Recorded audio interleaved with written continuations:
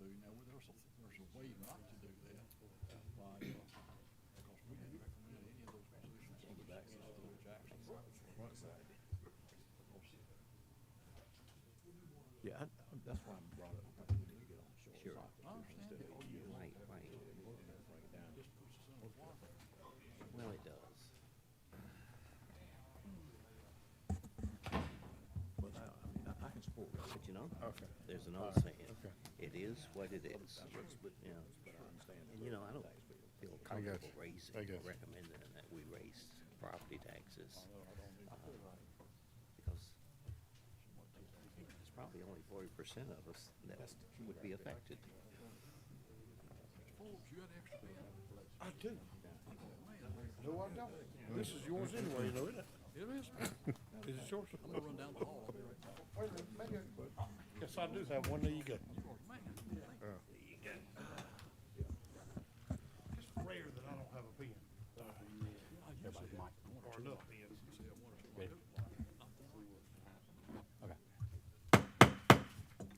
All right, good evening and welcome to tonight's meeting of the Yancey County Board of Commissioners. I want to welcome everyone who's in attendance and also everyone who may be watching on our live stream.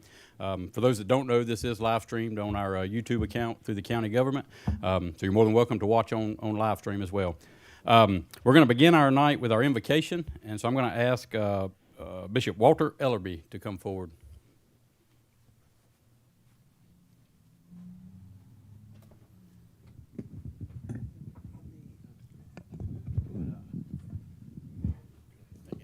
Let us get ready to pray.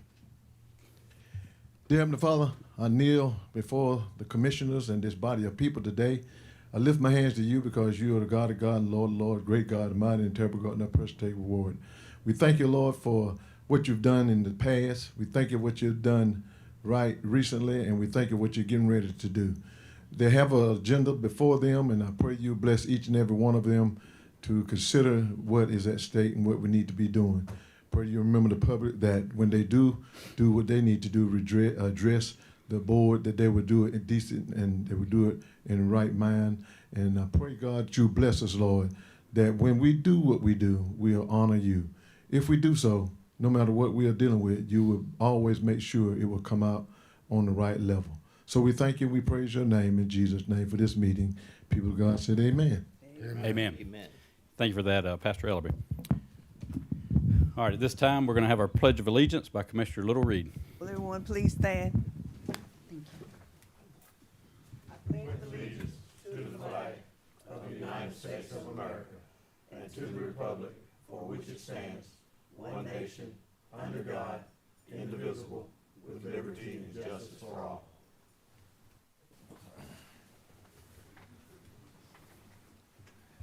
Thank you, Commissioner Little Reed, for that.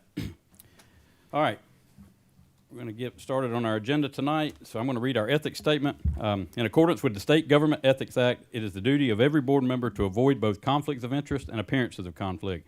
Does any board member have any known conflict of interest or appearance of conflict with respect to any matter coming before the board tonight? If so, please identify the conflict and refrain from any undue participation in the particular matter involved. Mr. Chairman, I have a conflict with under the consent agenda number A.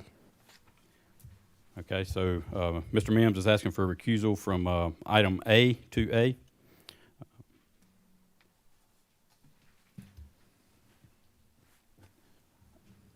I'll entertain a motion to approve that recusal for Mr. Mims. So moved. Second. All right, have a motion by Commissioner, I think Leary, second by Commissioner Gatewood, I'm sorry. All in favor of that recusal, say aye. Aye. All right, thank you. All right, any other conflicts on the agenda? All right, so hearing none. What was on the manager on number 8? We can hold that over to the next meeting. Was it the SNKA engineering contract? You want to table the item 8B, SKA consulting contract? Yes. Okay. I am okay with that. Mr. Saltzman, is there I guess, urgent need for that tonight, or is it okay if we do that next? Well, we have been carrying it for a year, as I was just telling Commissioner Gatewood next to me. But it's my understanding that the judges do not want us to start until sometime in July, and there's like a 55-day contract provision. So I think if you wait till our June 16 meeting, then we're okay. Okay, all right. And So yes, Mr. Small, who was over facilities, shakes his head in agreement. okay. All right, so we will remove item 8B and put it on the agenda for June 16th. And the reason behind that is, I think it's one of the commissioners, we just got cost and they want to look at the cost and look over Sure. the contract. Sure. So, okay, so item 8B is going to be removed from the agenda. With that change, I make a motion that we approve the agenda.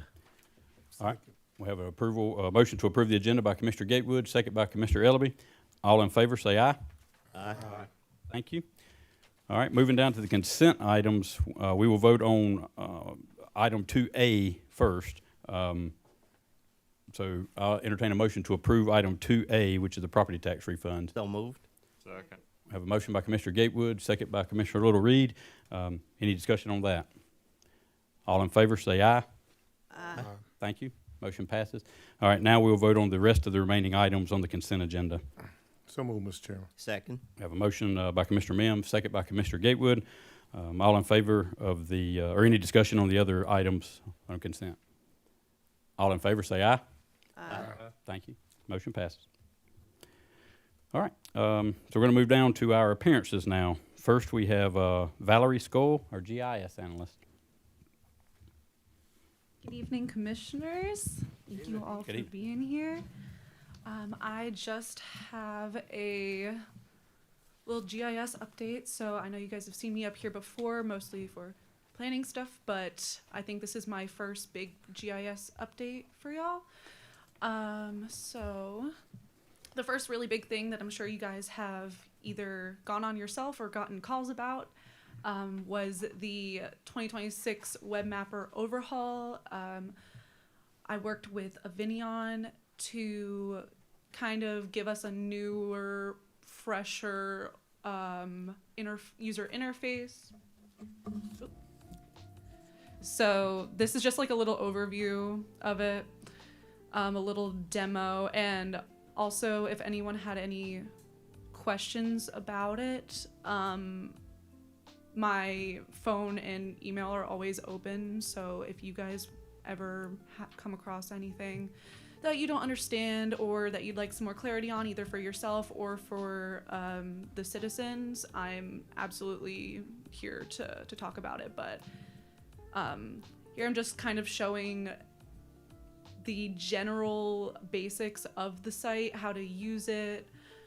I had just pulled up an Anson County property, changing base maps, things of that nature.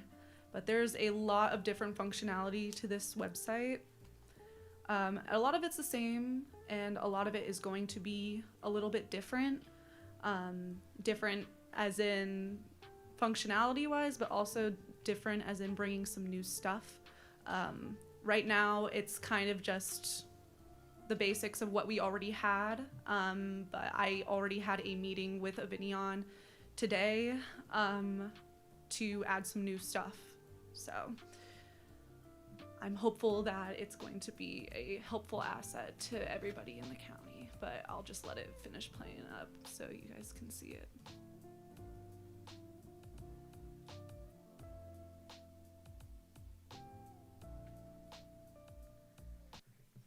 But yeah, that was just like a quick bare bones overview. Again, if you have any questions about it, please let me know. So just for some future updates, we're looking at some new map layers, so a more easy to understand nesting feature so that you can find what you're looking for to check on and off on the map. Some new community data layers with points for schools, fire departments, police, etc. Some new district layers, so I've been working on a VAD and EVAD layer and a buffer, so that one's in the works. And then some natural resources layers that you guys see us use a lot in things like special use permits, for example. So like natural areas, historic resources, all of those important things. And then some political jurisdiction layers, and then a more seamless integration with the Register of Deeds system. So all of those are coming, and I also plan on doing some specific video tutorials for the public that are easy to reach, just because I want to make it as simple as possible for people to use. And I also know that we have been having some issues on the server side with some people not being able to access the website. This is unfortunately one of the very few things that I don't control about the GIS system. That's on Avinion's side, who is our service provider. I've been working with them to try to troubleshoot, so we're trying to get a fix going on for that. So the next thing that we have is a fire hydrant status record system. This will be an application for mobile use for the utilities department and our fire departments to start an inventory on fire hydrants. So this one also has a little video that you can follow along with if you want, but it's pretty much gonna be a moot point unless you're one of the people who's gonna go out in the field to use it. But there is a lot of functionality in here for recording information about old hydrants, but also being able to add new hydrants and record everything about them. So we've got flow rate, pressure, flushing, all of those things with a, I think, pretty easy to use interface. What I've got here is an example fire hydrant that I just put some test data in just to show you guys. All of the records are stored, but only the most recent one is shown in the app, so that'll make it super easy for our workers out in the field to be able to see the most up-to-date data. And then that static image that you're shown is a dashboard that they can use just for quick use to see the most summarized information about maybe what needs to be done, what has been done. But I am hopeful that this is going to help with our inventory and our utilities. And right now it has been rolled out for beta testing, so it is not fully integrated yet. It's been given to a few select individuals just to test in the field so that they can give me feedback so that I can incorporate that feedback and address any bugs that might have come up that I just couldn't catch because I wasn't using it in the field. But so far I am thinking that it's going pretty well. But right now in the video I'm kind of just going through adding a new hydrant methodology, just going through all of the optionality, all of the things that can be filled in to keep track of our hydrant statuses. One of the quick things I'll point out while you're this point, not only does this system affect our utility department and an aspect from the county, it affects your fire departments. Every one of us lives in a fire district. This mapping system will help the fire departments track and maintain the pressure of their hydrants. That ties into your ISO rating, which directly affects every one of you homeowners when you pay your homeowner's insurance. So it's a double-edged sword, if you want to call it, that it's helping the county, the utility department, but it's also helping your local fire department. And it will speed up the repairs that are required on hydrants. Instead of having to fill out a paper form, get it back to the utility department. Once this is all active, the fire department will notify hydrants messed up. It'll immediately go to the utility department, and they'll know hydrant 2287 needs to be repaired and what's wrong with it. So it's going to speed up the process overall, the whole county, multi-layered. So I appreciate incorporating that. Yeah, that's definitely the goal. And also, if anybody or any of you guys would like a more in-depth tutorial than just this little video I put in here, once again, you can call me or email me, and I'd be happy to give you a more in-depth look at that. So what's next for the hydrant mapper? Pretty much continuing beta testing, trying to catch as many bugs or changes that might need to be made as possible before rolling it out to all the county or municipal fire departments and our utilities department. So in summary, for just these two big projects, the web mapper is out as you guys saw, there's a lot of improvements that we're planning to make it better, but it is fully functional as it is now, and I'm hoping that you guys are enjoying using it.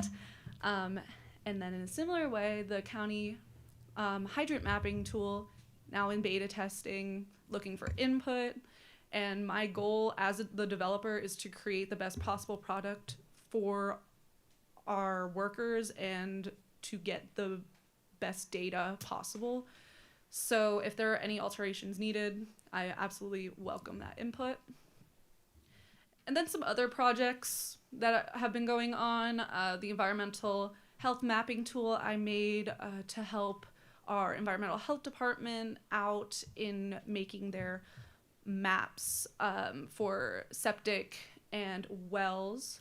And then I've been working with AEDC to make some tools for asset and inventory management, and then just some static maps. And then I've also been helping EMS and fire with several maps. And right now we had a meeting this morning about utility asset management. So that's also been on the table for the lead pipes and keeping track of our water lines. So thank you guys all so much for listening. And if you have any questions, go right ahead. All right, yeah. Just because I saw that last page in the statistics or static maps, will you be able to help with, along with the EMS and fire services and 911 services in districting? I know I did not pronounce that right, but Nick's nodding his head yes. As far as the response times from one base to a residence, because right now I feel like they're kind of oddly shaped. In essence, one base is getting dispatched to where the other base could get there quicker.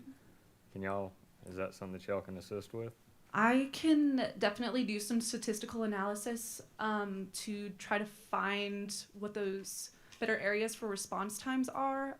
I was not here when the district lines were originally drawn, so I'm not sure who exactly is in charge of that, but I'm sure Nick knows, so. So, yes, we could probably do some statistical modeling to see if district lines need to be redrawn to improve response times. But some of that will also kick back on the end of 911 with Southern Software to make sure it incorporates with their system and their routing to make sure. That's ultimately how a response gets routed, is the Southern Software. On the GIS side, we're just implementing, we're putting the data into Southern Software. So, if we ever need to evaluate to make sure their routing system is efficient, that's where it would ultimately fall. Okay. All right. Appreciate it. Any other questions for Ms. Cole? All right. Well, again, I thank you for the excellent report. I thank you for the excellent work that you're doing in GIS for us. So thank you. Thank and you. I have used the new web browser, and it's a little different. It takes a little bit of getting used to. It does. I've gotten a lot of questions, but I know it's different and scary, so that's okay. Yeah, so I'm just putting it back on the. we'll figure it out. So thank you. Yes. Yep, no problem. Thank you all. All right. Up next, we have Ms. Ingram with our HR update.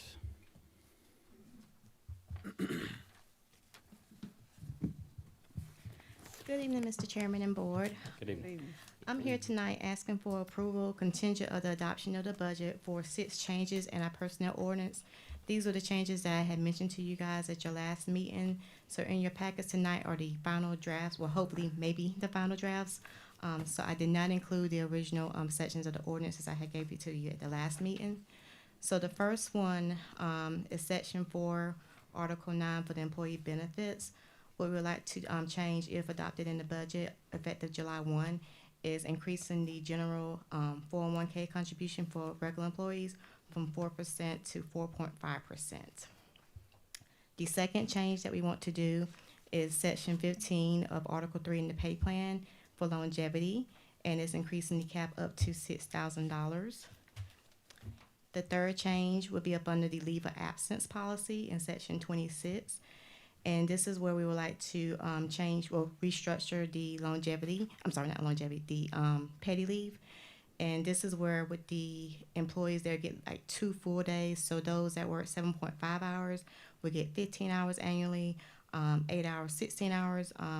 Took the feedback that Commissioner Leary had gave us last meeting. And for EMS or 12-hour and shift employees, they would get the 24 hours cap. And then also we're gonna add it where part-time employees would get paid leave of 1 day instead of the 2 days. And then theirs would be structured based off their normal hours of 4, 8, or 12. So that section is pretty much completely revised. And then right now, there's currently that stipulation of the 3 hours. We're gonna take that stipulation off, so if they wanna use a full day of paid leave, they can do a full day of paid leave. And then the next section, the next change, number 4, is also up on the leave of absence, birthday leave. Right now, there's that stipulation of that 10 days before, 10 days after, so we want to remove that. And also for our regular part-time employees, give them birthday leave as well. And then this all be again contingent the budget approval, and it'll be effective July 1. And then the 5th change, actually the 5th and 6th changes will be related in 2 parts of the ordinance that mentions the holiday pay. So on section 8 of the pay plan and also section 1 of leave of absence, that would be reworded to allow pay for our part-time employees who do not work on a holiday. And then if they work the holiday, then they would still get the holiday hours and the holiday time. So those are the 6 changes that we're asking for approval. The reason why I'm bringing it to you tonight is in the event that it's a not unanimous vote, it does have to be brought back to the board again. So we want to try to do these changes effective with the new fiscal year once the budget was adopted. So it would be contingent of the adoption of the budget. Are there any questions or concerns? Just a question on the last change. You said, so the part-time employees they'll receive the paid day off for holiday pay? Yes, sir. Okay. Because right now they only get the holiday if they actually work it. And it used to be that way, and we changed it maybe 3 or 4 years ago. And since it's been changed, it's been nothing but complaints. So we're like to pretty much change it back to what it used to be.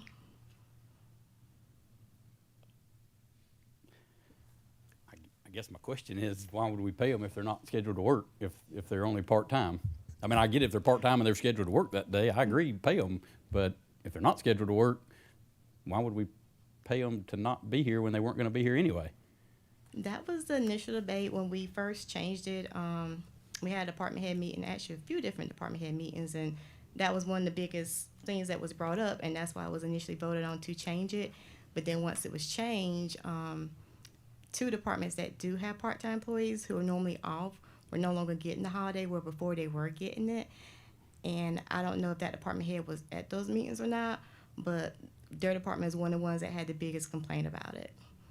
So before, what we used to do, if it fell on like, say if their scheduled day was like Mondays and Tuesdays, and if the holiday fell that Monday, they would get the holiday for that Monday. But if it wasn't their regular scheduled work day, then they wouldn't get it, only if it was their regular scheduled day. So that's how it used to be in some of the departments. Yeah. But they have to work the day before and the day after to qualify for this pay. Correct. So So it's if kind they of call, like a regularly scheduled part-time vet. so if they call out in their next shift, then they wouldn't get it. Right. Okay. I think with that requirement, work the day before and the day after, that makes it reasonable. I think that makes it a little more digestible, I guess. I was just thinking, if you only work a couple days a week and you're not scheduled to work, why would you get that day off? But as long as you're working day before, day after, I mean, that way they can't take it off. I guess I'm saying it is somebody that normally would work Monday, Tuesday, Wednesday, and holiday fell on that Tuesday, and they would normally work. They would get that holiday pay. Yeah. Is it like a full time? Does that kind of make? Yeah, as long as they were working the day before, the day after, I can see that too. Okay. I think that was the only question I had at that time. Any other questions? And for the ones that don't get holidays, such as Sheriff's Department, EMS, things like that, employees who are required to work on a county observed holiday shall receive holiday pay and compensation for hours actually worked. If the holiday doesn't fall on their scheduled day, will they still receive their holiday pay as normal? Yes, because that's Okay. the way it is now, because Paylocity automatically drops it in there for all full-time employees, so we don't never take it out. Okay. so that wouldn't change. What's the consensus across all the departments for petty leave? I know it says for personal matters that cannot be completed outside of work. I mean, is it fair to say this is just extra vacation time? Pretty much just extra vacation time. With some that, what we call earner and burners, those are the ones that we usually hear the most inquiries about if they can use more than the 3 hours, because if they could have used more petty, then they'd still be short pay, but they wouldn't have been as short. So it's pretty much giving them a little bit more extra time, because sometimes, emergencies happen. If it's a brand new employee, they haven't had time to earn leave yet, or they can't tap into that vacation. So in those cases, they can also use that extra pay leave if something was to happen, because we've had those situations to come up too. So it does help everyone in the long run. But yeah, pretty much just giving them 2 extra days to kind of help with that life balance, if we can. Estimated cost for everything. So it's already gonna be, the way we do the salaries is already budgeted, so it's costing us the time off, the productivity. But as far as how the salaries and everything is budgeted, it's already the same.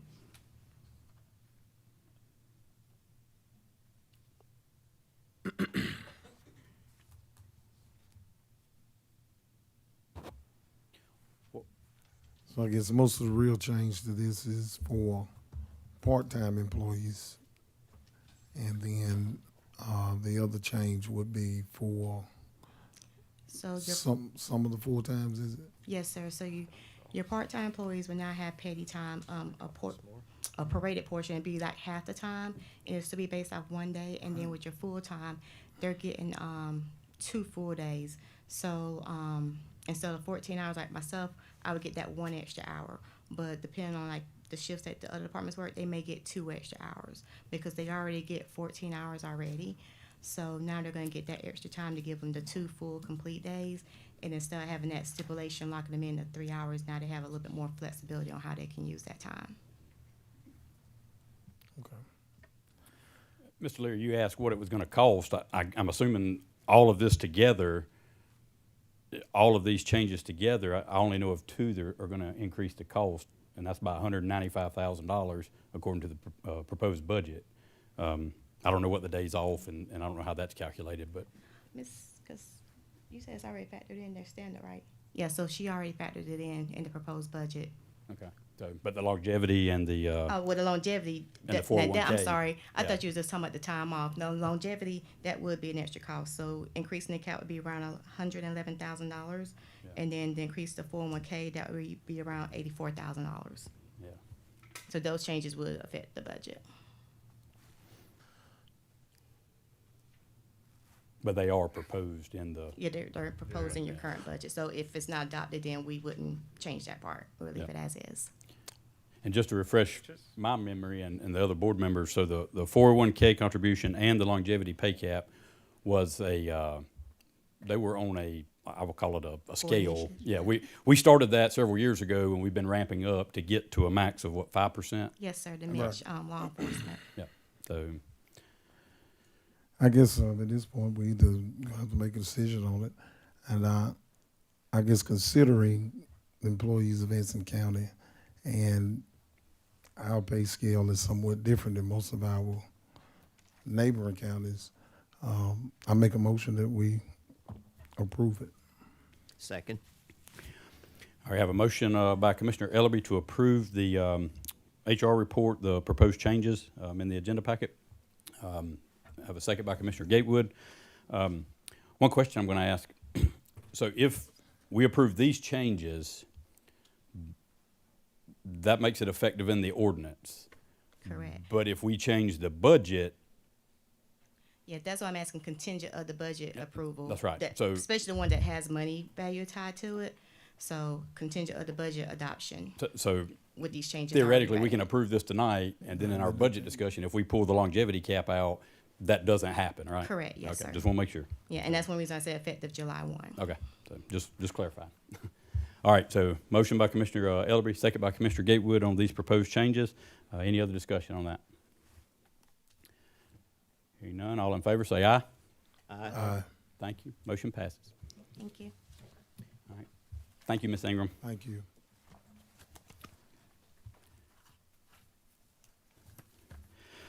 Okay. So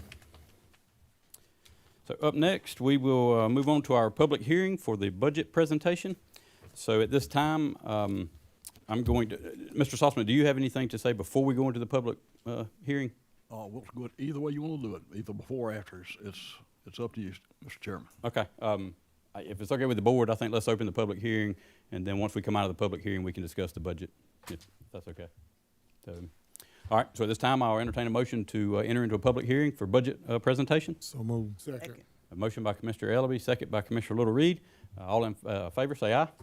Aye. Thank you. So we're now in the public hearing for the budget. I do have two quick questions. We had two sign-up sheets out there. Mr. Holly and Mr. Tarleton, do you want to speak on the budget, or do you have other items you want to speak in the regular meeting?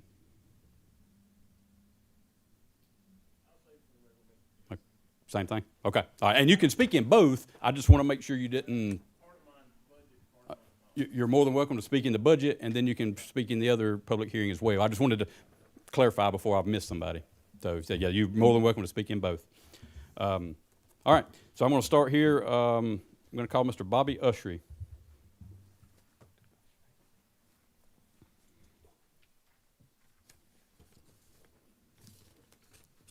Mr. Chairman, board members, I appreciate the opportunity to address this board tonight. My name is Bobby Usher. I live at 133 Holland Drive in Wadesboro. I've been a resident of Anson County all my life, except for 4 years when I served in the Marine Corps. Over those years, I've seen a lot of positive things for Anson County. Much growth, new buildings, and it's been a pleasure to see that. And I have seen some negativity of Anson County. And it doesn't matter what board's sitting here tonight or what board sat in 1960, they probably couldn't have done anything to change the negativity that's taking place. You know, and I'm like so many others, I received my tax bill, the evaluation, and of course, I think it's too high. But, you know, I've always had an issue of someone that's never set foot in this county to come in here, do the evaluation. They probably just work off numbers. I don't know if they still go around and look at each residence and do those kind of things, but you know, that's, the evaluation is what it is. I've listened to a municipality where their finance officer said, well, the evaluation's coming up, there's nothing we can do about it. Well, there is something you can do about it. As a governing board, you can consider a tax revenue, you know what I'm trying to refer to, the revenue neutral. I go back to what my mother used to say. She lived through the Depression, all the World Wars. She'd say the good old days. And I'd say, Mom, I hope I don't ever use that terminology. Well, I find myself at 71 years old talking about the good old days of the 50s, 60s, 70s, and all that. But I would like to say that tonight you can do something positive, or during this budget. With the evaluation, if you would consider, and I'd strongly ask you to consider, a revenue neutral tax rate. I think with there's possibility of water rates, some municipalities will be trash increases. I just don't see the economy getting much better over the next 6 months, gas prices and those kind of things. And I just think the citizens would benefit, even though the values have gone up with a revenue neutral, it certainly would help the citizens of Anson County as we go through this difficult time. But I appreciate all that you've done. I know a budget, so I've sat through them. It's a hard thing to come up with a balanced budget. But that's the reason we have intelligent elected officials to do that for us and keep the rate reasonable for most of all of our citizens. I appreciate the opportunity to address you. Thank you. Yes, sir. Thank you. All right, up next, we have Mr. Brian Tucker.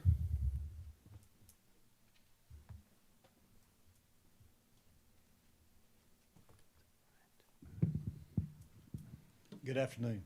Thank you for the opportunity to speak. A lot of y'all already know, but if you don't know me, I'm Brian Tucker. I live at 4695 Diggs Road in Morven.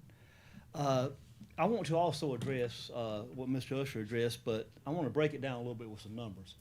Okay, so everybody seems to have their new tax appraisals, or they've came out what's been appraised in our land and our value of everything.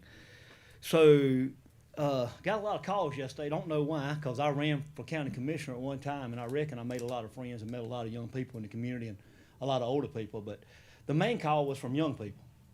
Couples that's just starting out, that's got a couple of kids, that's bought nice houses, that's come back to Anson County to live here, and they were concerned with the tax rate. You know, I got talking to some other people too, and Mr. Jeff Burr, who's out here in the audience, he has some rental houses and he has some property in Anson County, and Mr. Evan Shepherd, who also does the same thing.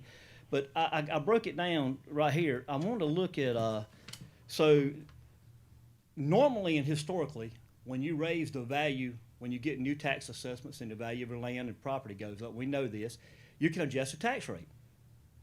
So at 77.7% right now on a $500,000 house, and I know who's got one, my son does, and he just built it. It was appraised when he built it $280,000. The appraisal now is $500,000. Okay, so let's run the numbers. Okay, 77% at his old rate, which was $280, was $1,650. Okay, all right. Going to say that now, 77% at his new value will be $3,850. He'll be paying taxes. Okay, that's a big jump. I don't know where we got 20, 30, or 40%, but guys, that's a lot over 20, 30, or 40%. At 59, which is the neutral thing that I think some of y'all are seeking after, the tax rate would be $29.88. Now that's a lot better than $38.50. At 49, I was doing a lot of studies, and I'll give you some numbers here in just a minute. At 49 cents, which will be a great number, I feel like, because I know we need more money. We're not debating that we don't need more money, and our value needs to go up. But at 49, and I want you to keep this number in mind, at 49, it would be $2,450, which will be an $800-something increase, which is not bad at all. I mean, it's bad, but it's the positive. And at the true neutral rate, which the true neutral rate would be 37.5. That would be a true neutral rate. It wouldn't go up but $275. Okay? All right.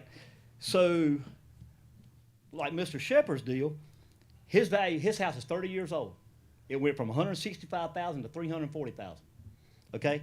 Same thing, taxes. 0.77 to 2618. 0.59, $2,028. 0.49, which is that number that I think we need to keep in mind, $1,666. Okay? With that being said, I also have, Mr. Burr brought his in, a 100-year-old house. 100-year-old house, his mama's house. I want y'all to hear this.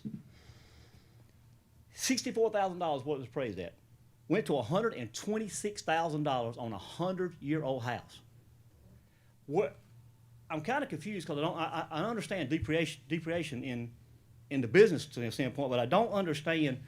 I mean, I understand it, but that's a huge jump. I mean, that's just an outright huge jump.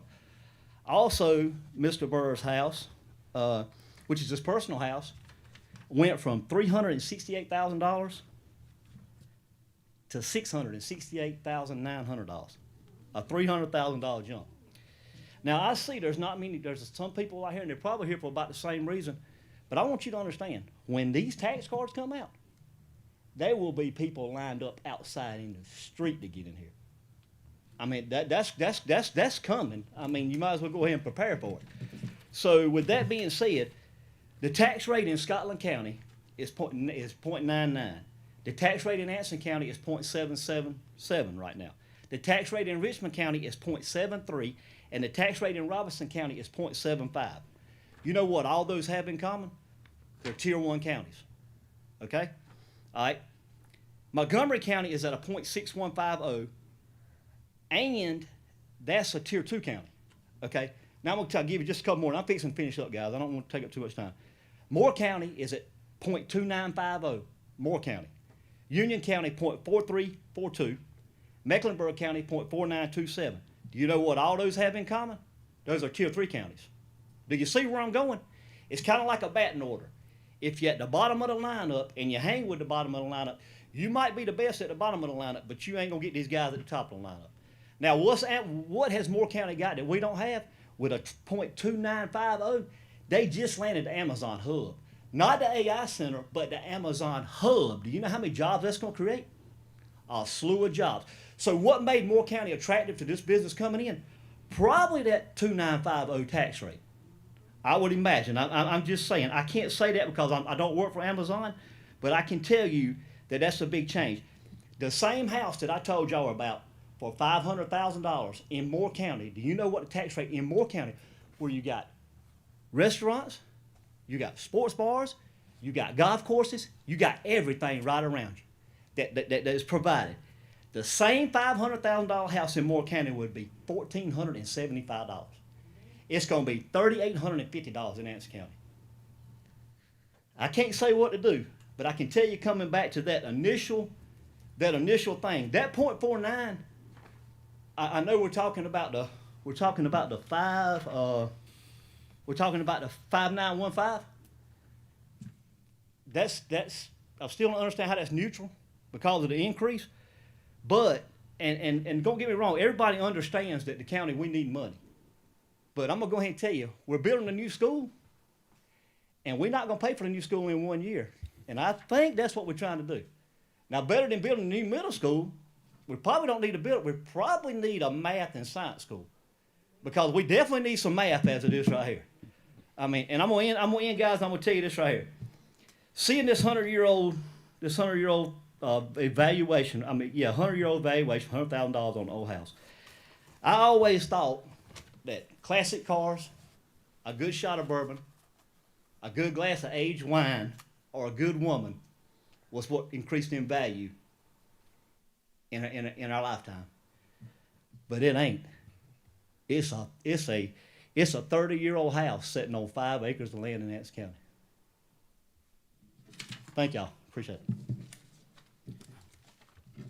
Thank you, Mr. Tucker. I jotted a bunch of numbers down over here. I hope I can go back and read them. All right, up next we have Mr. Charles Holly. And if you don't want to speak on the budget, we can delay it. It's up to you. Yes, so the only thing I want to say about the budget, we need to at least hit revenue neutral. Now, I know we need revenue. I know this county has always been short of money, but I don't know how it's going to work if we leave it where it's at, or we, to Mr. Tucker's point, I didn't even think we could go below revenue neutral, but if the math adds up, I think at a minimum we have to do revenue neutral for the citizens, because they make up the majority of the tax base. I'd like to see at least an economic development plan. I've heard people say that you want economic development to pick up the slack. I'd like to see something in writing on that, but I'm for revenue neutral taxes. So, thank you. All right, thank you, Mr. Holly. Up next, Mr. Tarleton, Joe, you. Okay, that's fine. Okay, Mr. Jeff Burr. All right, he spoke for you. All right, I'm gonna open the floor for anybody else that may not have signed up or didn't know you need to sign up. Anybody else in the audience? Yes, sir. If you'll come to the podium.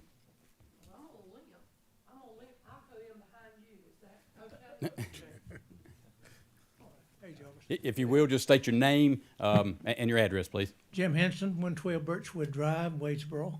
Thank you. I want to talk about one thing that nobody seems to think about. We're talking about you got a house paid for. My value went up $58,000. How about rent? I've got grandchildren. Every time you turn around, their rent's being jacked up. And it's going to be jacked up again many times. Somebody's got to pay it. And the landlord, he can't come out of his pocket and pay it without raising the rent on everybody. And there's people, young people and old people alike. I'm 82 years old. What I've got in this world is paid for. But it's not about me. It's about these people that's trying to get a leg up. My granddaughter just had her rent jacked up another $50 on the month before this ever come about. There are houses that are falling in, and they're asking $1,200, $1,300 a month rent. Mm-hmm. Somebody has to absorb that. Folks that own homes and rent them out, you're going to either have to jack up the person's living there, jack up their rent, or you're going to have to pay it out of your pocket. And I hadn't heard anybody talk anything about that. But I'm telling you some of this stuff, and I don't mean to sound ugly because I'm trying not to be ugly.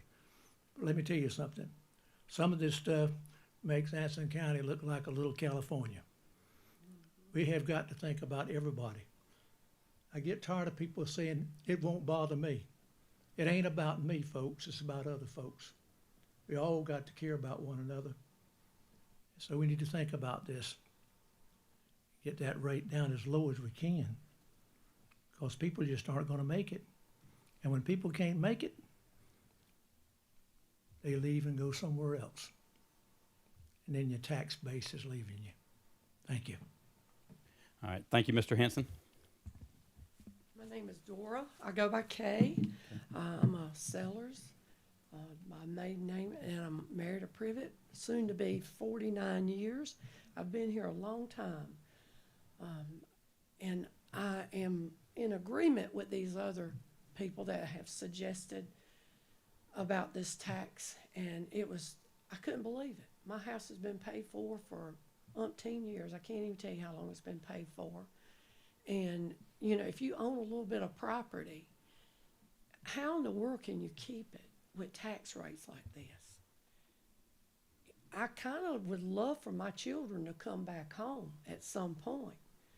But I have a son that lives in Davidson County, a daughter that lives in Rockingham, and they say, Mama, there's no point in me coming back home with taxes the way they are in Anson County.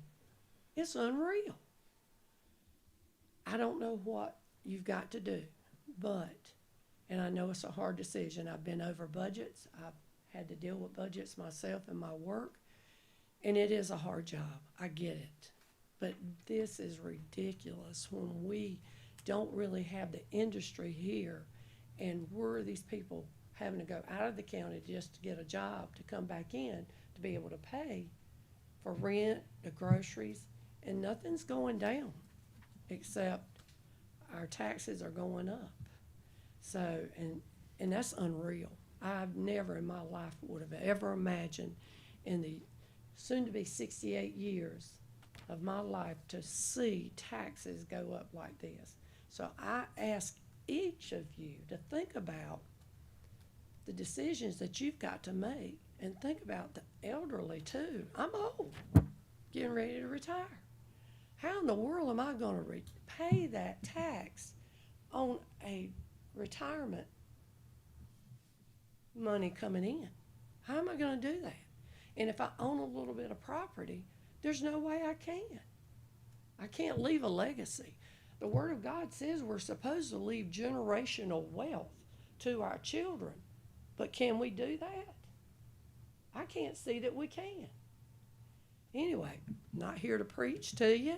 I'm just trying to say, please do the right thing. Thank you. All right, thank you, Ms. Sellers. Anyone else in the audience? Yes, ma'am. Might as well. Okay. You can be next. You come on. Hey. My name's Ann Hooker. I live at 1324 Cameron Road in Polkton. We built a house up there about 12 years ago. So the last evaluation, of course, it went up. New house, it went up. And then this time, I'm ashamed to say, these other people, theirs is much more. Ours went up. For a house that's 12 years old, only went up $115,000. $115,000. But we have people that has the same brick house on the same piece of land. No improvements whatsoever were made, and theirs increased $170,000. And they've been there 28 years. No improvements. And I can see if they added on or something, but they didn't.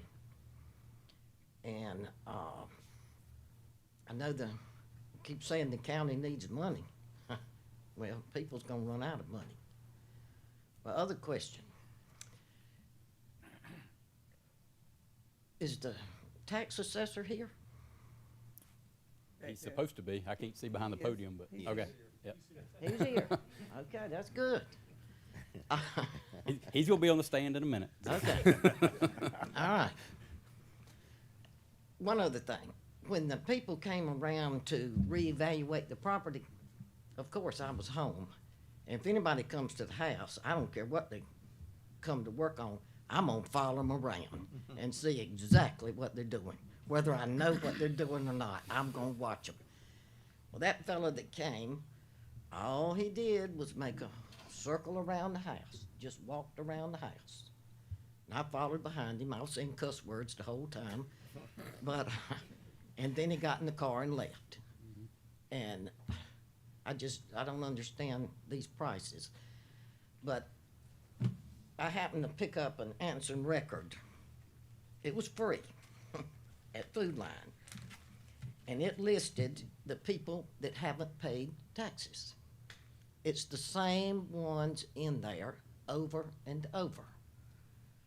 Well, today I was sitting there going over the thing, and it's 6 pages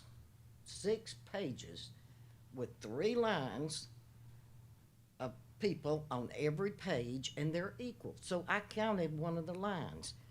It was 145 names per row. There were 18 rows. And I wouldn't add up the money.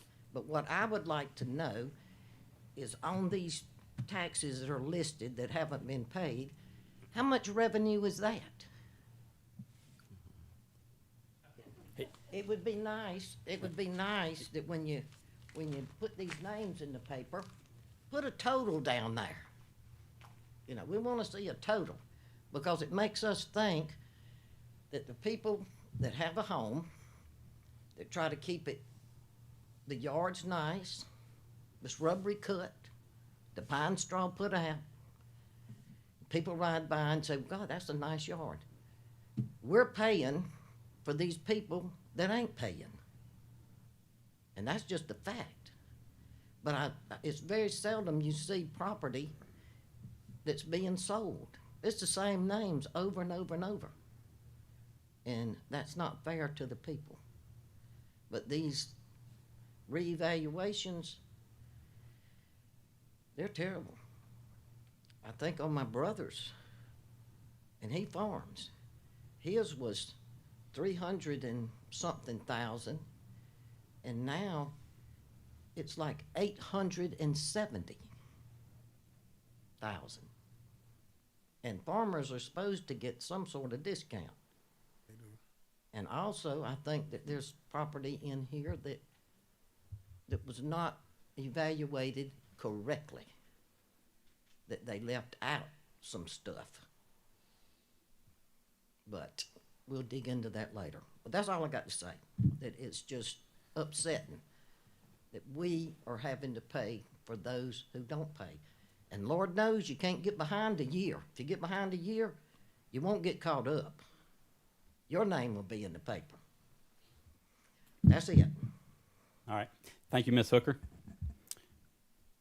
Yes, ma'am. My name is Carolyn Poplin, and I live in Liesville, and my address is 125 Standback Ferry Road. I've lived there 51 years. I'm a taxpayer. I pay regularly. And my concern is what she brought up.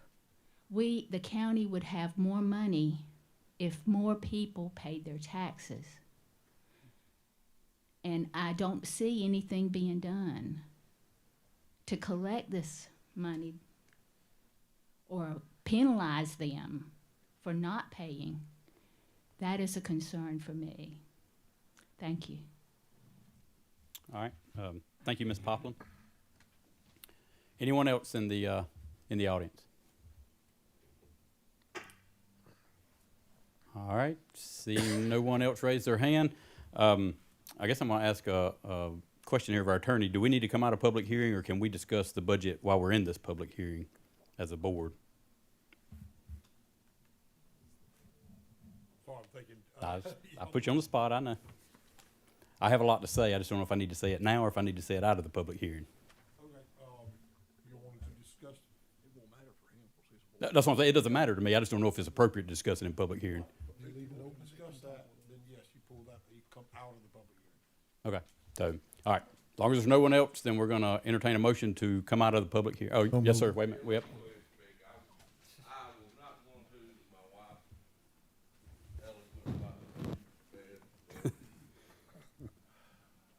She eloquently told you to come speak, I understand.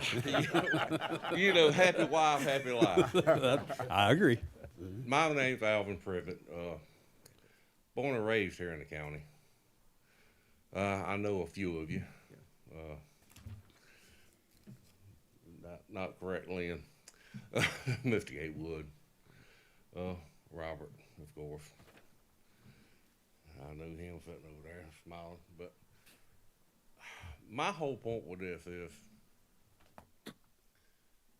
if I know we have to raise taxes to a point, or to get income in, but it seems like that the people like my wife and myself have worked all our lives and scrimped and saved, because my father always said, if you don't do nothing else, buy land, they don't make no more of it.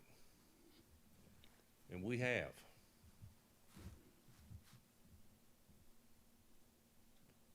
I feel we're paying the taxes for the people that's not working, that's never worked. They're not part of the tax base.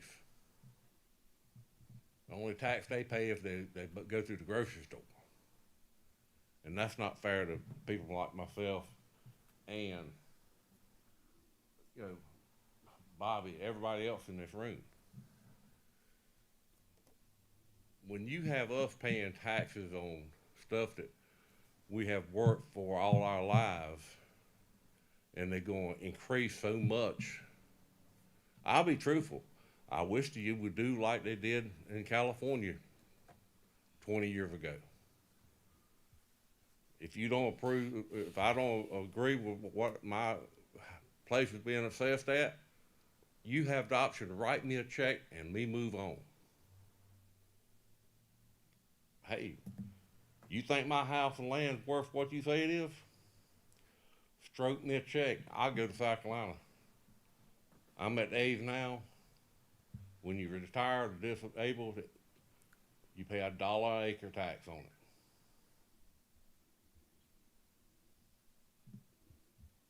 I mean, you know, think about it. Anson County has got one of the highest tax rates or tax base, as far as I know, in the state. We have the lowest industry in the state. But yet the people who've worked and saved and scrimped and bought and built for their legacy are the ones being punished for having foresight and being, as I would be, curmudgeonly a hoarder. If I got it, I want it, it's mine. I know you all have a hard job. I appreciate the job you do. I do say, please, like he's, where are we at? He brought it up, Jeff brought it up. If you're gonna go up on the taxes on a $300,000 house to $500,000, don't go with the high rate, because all of a sudden each person is paying $2,500 for that just one item. I mean, if you do that to everybody in the county that owns something, it's just, you're asking for failure, in my opinion. A small increase, I mean, if you want to up the value of it, that's fine, but keep the lower tax rate. Because a little of something is better than nothing. A lot. Thank you for your time. All right, thank you, Mr. Privet. Okay, one last time. Anyone else in the audience care to speak? All right, seeing no hands, I will entertain a motion to come out of the public hearing. So moved. Second. Have a motion by Commissioner Ellaby, second by Commissioner Gatewood. All in favor, say aye. Aye. Thank you. All right, we are now back in our commissioner meeting. So, Mr. Saltzman, I'm going to turn it over to you. Thank you, Mr. Chairman. First of all, no tax rate has been set for this year. The 77.7 applies to this current tax year we're in, which ends June 30, 2026. This board between now and then will have to adopt a balanced budget pursuant to state law, and they'll have to adopt a new tax rate, whatever that may be. Mr. Tucker spoke, and I understand what he's saying because I've done this before. This isn't my first rodeo. And we came up with the 59.15 to raise the same amount of money that was raised at the current rate because the valuation went up. The problem we have is that we cannot, or this board cannot, adopt a tax rate that is based on every single property. They have to do it based on the average. Unfortunately, you got, if your tax rate did not go, if your tax base did not go up, or your current valuation go up any more than 32 to 34%, you probably will not pay any additional taxes. But if it exceeded that amount, then you will pay more taxes, no matter what the board does. Even going back to that 49 cent per 100 valuation that Mr. Tucker meant, the tax rate of 59 that we looked at would raise $18,842. 18 using the 40. 18 million. 18 million, I'm sorry. Using the 0.49, 49 cent, it would raise 2.8 million less than that. So that's probably equivalent to one of our largest departments. I mean, we've got places like DSS, the sheriff's office, and so forth, and their budgets are multi-million dollars. So this board will have to make a decision whether it's going to cut that much or not cut that much. The budget I recommended only had 4 new employees for EMS as paramedics, and only had one other sheriff's deputy. It would be an SRO, school resource officer, that would be paid for by the schools. Also in this budget is almost $7.9 million to go toward Anson County schools. And I know there was mentioned the middle school that's being built. It's being built. A lot of it is state money. Of course, the rest of it is local Anson County tax dollars that we have to, by state law, apply to that. Some of it is also the lottery money. And of course, everybody's going to tell you we're not getting anywhere near as much lottery money as we should. I'm not going to disagree with that, but it's a fact. But the budget that we're recommending is equivalent in terms of dollars raised per taxes to what is currently being raised in this budget that ends in 28 days now. But I'll be glad to answer any questions that you might have. And what we did, Miss Ingram, who has left, as she mentioned the 401k as well as the longevity, that is in there unless the board takes it out.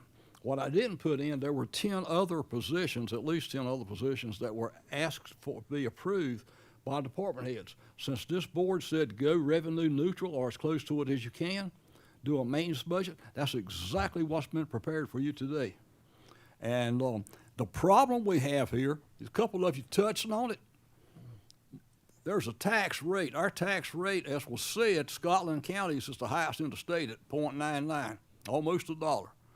Ours is 0.777. There are several others that are higher. You go to you know where Durham County is, right outside of Raleigh.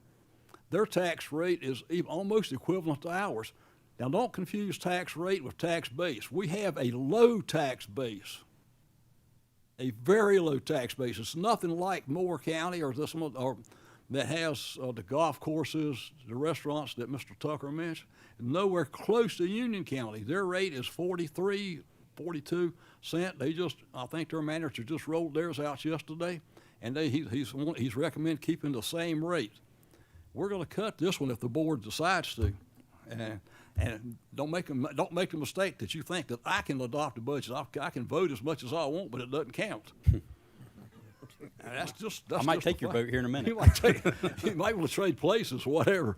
But I expected this to happen when Mr. Newton, our tax administrator, not tax assessor, this ain't South Carolina, when he said that we were going to have a 40% or so increase countywide. And I've been asked a question, well, why is it those houses that cost more have to pay more? And well, I hate to say it's socialism because it's not, but we are a democratic republic. And so, like I said to start, we cannot, or this board cannot, it would be almost impossible to adopt an individual tax rate per property. What they have to do is look across the board, take the average, and that's the way it's done all across the state. There are other options. If our state is considering several different options of bills that have been introduced to actually put a moratorium on valuations. There is Senate Bill 889.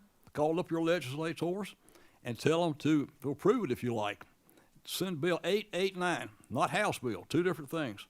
But that House bill was that Senate bill was introduced. It is now in the Rules Committee, which is almost like having a pocket veto if you know anything about state and federal government, because a president can let his bill sit on his desk, not sign it, whether it's good, bad, or ugly, and it takes effect. Whatever's on that, whatever, as he just vetoed it, it won't take effect.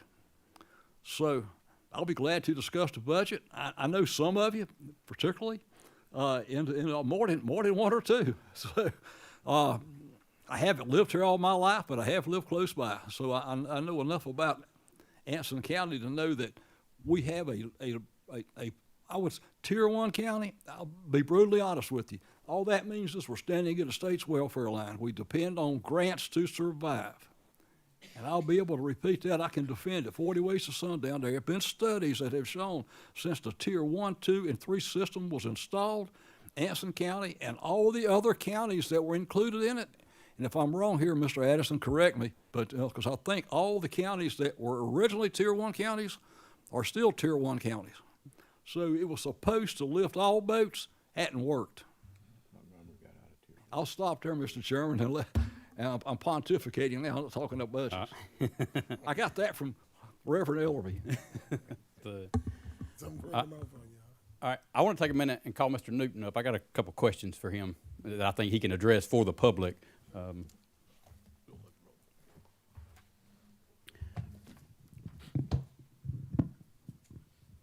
I know we've gone through this process prior to the county going through a reval, but I want to kind of go back through the process again so we can detail it for the citizens. The General Assembly, so the legislators, your senators, and your representatives in Raleigh mandate that every county go through a reval at least every 8 years. Is that correct? That's correct. We're currently on an 8-year cycle, so we've not done a reval since 2018, I think, right? Correct. All right. In your estimate, obviously property values have skyrocketed since 2018, correct? Absolutely. All right. What happens if we don't do a reval? What if we tell the state, we're not doing that, we're not following the law, we're lawbreakers here? What happens? Well, they'll come in and take over. And are they going to care what these citizens have to say about a tax rate when they come in and take over? No. They're not going to care because they don't live here. They're not going to pay these taxes. They're going to make the county solvent. They're going to not take money out of a fund balance to balance the budget. They're going to set a tax rate that nobody in this room would like, I promise you. True.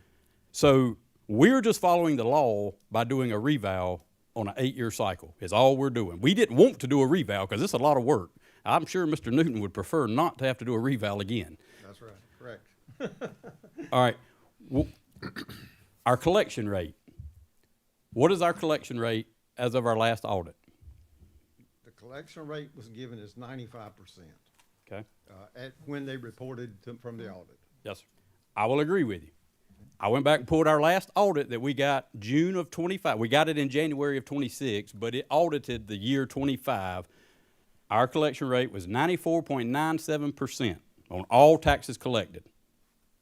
Personal, real, vehicles, everything. 94.97%. We'll round that up to 95%. Do you know what it was the year before that? 92%. 93.2, pretty close. Year before that, it was 94. The year before that, it was 94. The year before that, it was 95. So when we hear that we're not collecting the back taxes, we're increasing the collection rate. We're going after the people who are not paying their taxes. I know it may not look like it in the newspaper when we have 18 columns of 100 names. We're going after the rate. We're increasing the rates. Are you doing everything in your power to collect the rates that's given to the tax administrator? Are you exhausting all avenues? We are involved in debt set-off. We're involved in garnishments. We are doing foreclosures. We've got about 50 properties right now in foreclosure that are processing through. You have to understand too that the tax rate is always set on the current year. And the back taxes that we collect prior to that don't ever show up anywhere as revenue to the county as far as advancing the tax rate or the collection rate that we're getting. But we're on the phone, we're sending letters, and it is improving. And I will say this, the list in the paper, it is lengthy, I agree, but it is less this year than it was last year. And that is for the current year. That isn't all back taxes that are owed. That's the current year. In other words, it's in there. Okay, that's what I was going to clarify next. So when someone pays their taxes January the 6th, and I spell that date out because January 5th is the last day to pay without a interest or penalty. That's right. So if we collect a tax on January 6th, does that reflect this 94.97% collection rate? The current year up through January the 5th Does. is the tax rate. That's right. So if we collected all of the back taxes for that year on January 6th, it would not reflect in this rate. It would not. All right. Do you have a total of what is outstanding that's owed in back taxes as of today or the last 30 days, whenever you may have done a report? I can give you an estimate. I don't have that figure, but my estimation is there's around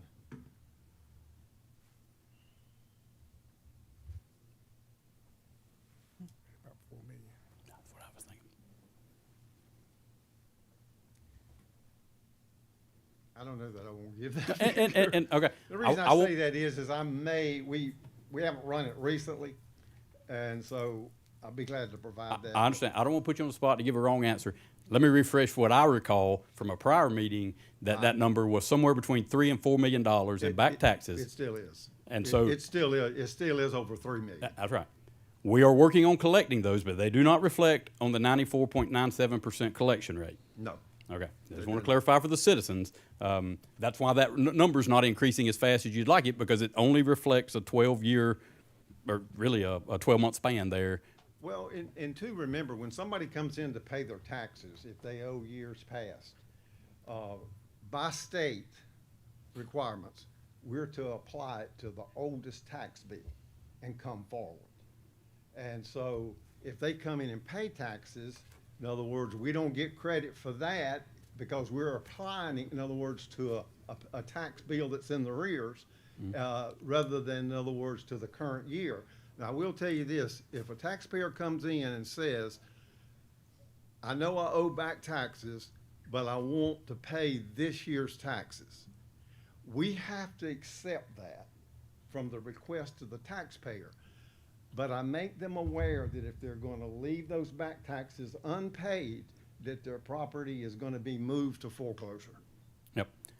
Because they're avoiding, in other words, foreclosure, plus they're avoiding also, in other words, having their name run in the paper. And we're just not going to allow that.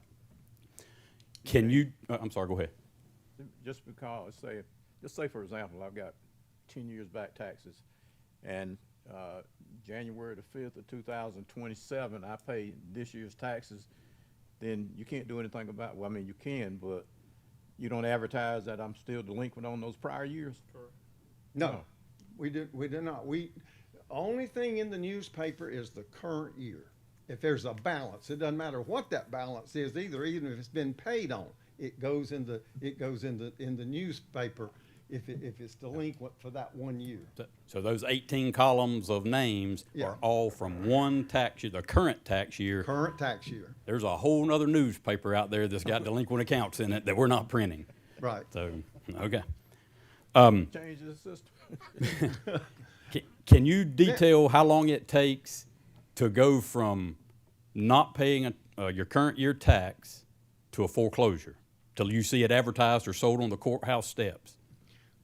What we doing now is we're taking the oldest accounts and the highest balances owed, In other words, we're moving those forward. But let me say this, if you don't pay your current year's taxes and it falls in January 6th, and you don't owe anything else, in other words, you've just come delinquent on the current year's taxes, we can foreclose on a 1-year-old tax bill.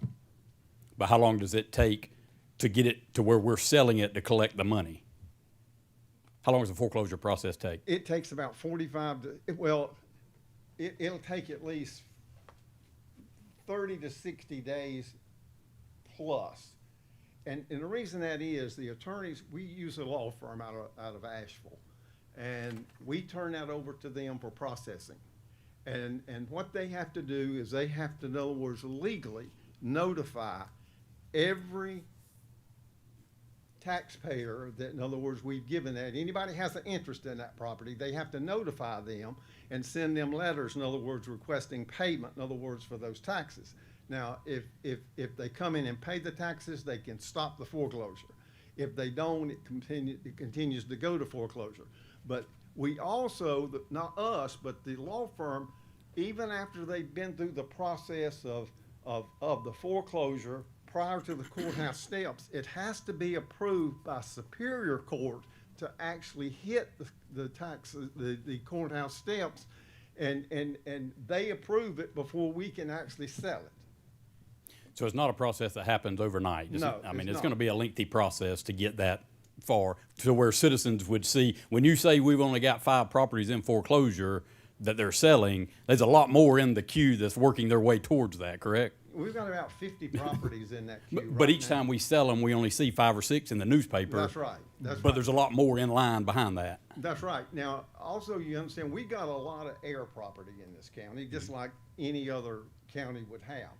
And the process of getting air property and notifying all the heirs, we've seen properties that had a dozen, 10, 12, 15 heirs that they're trying to work through, in other words, to get notified so we can get it to Superior Court. So it's a process depending on the ownership of the property. Yeah, that's why I wanted to clarify that it doesn't happen overnight. It does not. to get there. So, all right. Who performed the appraisals that Ms. Hooker talked about? Went out and did the appraisals. Who performed that? How did we hire them? What we did is we put it out for contract. We had 3 companies that responded. In other words, we used the companies that we have now, Pearson Appraisal Service, which is actually Vision Governmental Solutions. They've been changed ownership since we, in other words, started the appraisal process. But I will say this is the 3rd reappraisal they've done for the county. And they've gotten it each time from competitively bidding the county. So they've been in this county. They did it in 2010, they did it in 2018, and now they're doing it in 26. So they do know a lot about the county. So, okay. So just to clarify, nobody in your office, nobody that's on the county payroll staff went out to these properties and appraised them or assessed the value. That's right. It was a third-party, independent group that's all they do is property appraisals, correct? That's it. Okay, I just want to clarify. I don't think anybody on our staff would be qualified to be going out saying what a property's worth because they're not in real estate. Right. So, okay. Now, if I might say this, every property that had an improvement on it was visited by a walk-around visit to that property. And all that meant was when they drive up to the house, they have a property card, they have a sketch of the house, they have a picture of the house, and they're required, in other words, by our contract, to actually, as she stated, go around the house and match up the property tax cards and the assets that are on that card with what they're looking at. Anything that is not on that card is added to that card and then becomes taxable. And if it's something that has been built there for several years, then the county can go back and recap those years that they should have listed it with the county and they did not. We can go back 5 years plus current with interest. Okay. All right. I think I got one last question for you. And I know me and you've talked, so you may not be able to answer this, but you can defer it to who needs to. how did we arrive at a revenue neutral rate of 0.5915? Well, the definition can be confusing to some degree, but the easiest way to say it, I think, and it still may not explain it, is it equalizes the tax rate with the levy or the revenue to the property. The tax rate is in conjunction. I guess it neutralizes it to a certain degree, but that's what it does. It equalizes the tax rate with the levy. For the county. For the county. Not for individual property owners. No. So, okay. No, that's right. That's what I wanted to make sure. So, okay. Are there any other questions for Mr. Newton? I got one, Mr. Chairman. Yes, I was sir. just speaking for myself right now, and I hadn't done it in a long time, but in years past, when that foreclosure list is advertised, I go through and look at it, and I say, well, I might want to get my hands on this. So I go down to the courthouse when they got ready to advertise it, and the one I was interested in wouldn't come up. What caused? And I know maybe they could have paid it, or what else could they have done to stop that from being bid on the courthouse steps at that particular time? They paid the taxes. They paid the tax. And actually, it can be the day of the sale. If they will pay that tax prior to that attorney firm saying sold to someone else, they can stop it at that. Now, the downside to that is this. It costs us somewhere between $2,000 and $4,000 to take one to foreclosure. That's the attorney fees that is involved. We bid them in at what the taxes are owed, plus any expenses that the county has incurred to get them there. And what happens then is if they come in and stop it at any point after the foreclosure has started, then not only do they owe the county what the taxes are, the law firm will bill them for the services, in other words, rendered to get it there, but they stopped it. Now, and that's anywhere from $2,000 to $4,000. So we make them aware of that. In other words, when we, send them to foreclosure, that not only are they going to be liable for the taxes, they're going to be paying attorney fees. I've had property owners to tell me, say, well, then I just won't pay the attorney. Well, the attorney will tell you, then they turn around and foreclose it. In other words, for the fees. So you can't get around it, is what I'm trying to say. Yep. So, okay. I have one last thing. I told you a story. Can you explain to this board and to the citizens what the appeals process looks like and the timeline that if the citizens want to appeal their property tax appraisal, what they need to do? Okay. And as you mentioned, being on an 8-year cycle, and I don't want to speak out of order, but I think we're moving to, and I think this board is moving to shortening that cycle. I'm going to talk about that in a minute. Oh, okay, well, I'll leave it alone. No, go ahead and tell us your opinion, because I have an opinion on it as well. No. Actually, the state is pushing the counties to do something less than 8. In other words, because of this really because of where we're at today. And so they haven't mandated it yet, but there have been some bills that have been looked at to pull it back to something less than that. Now, as it sets now, we can do a reval, or any other county can do a reval anywhere. You can do it the 2nd year, 3rd year, 4th year. You can do it anywhere between 1 and 8. There's about 57 counties that are on a 4-year. About 13 counties on something other than an 8, but about 32 or 31 that's on still an 8-year cycle. But the state would love to see us all go back, and I think that may come eventually. But we've got to get off of this 8-year cycle, in my opinion. I mean, even if it's to come back to a 6 and then come back to a 4, it will avoid some of this, these issues that we got now. Yes, sir. And so, yeah, I recommend a 6. I don't know whether we really can get up to a 4 right immediately, but we definitely ought to be able to do a 6. Yes, sir. So, okay. And if you will, explain the appeals process.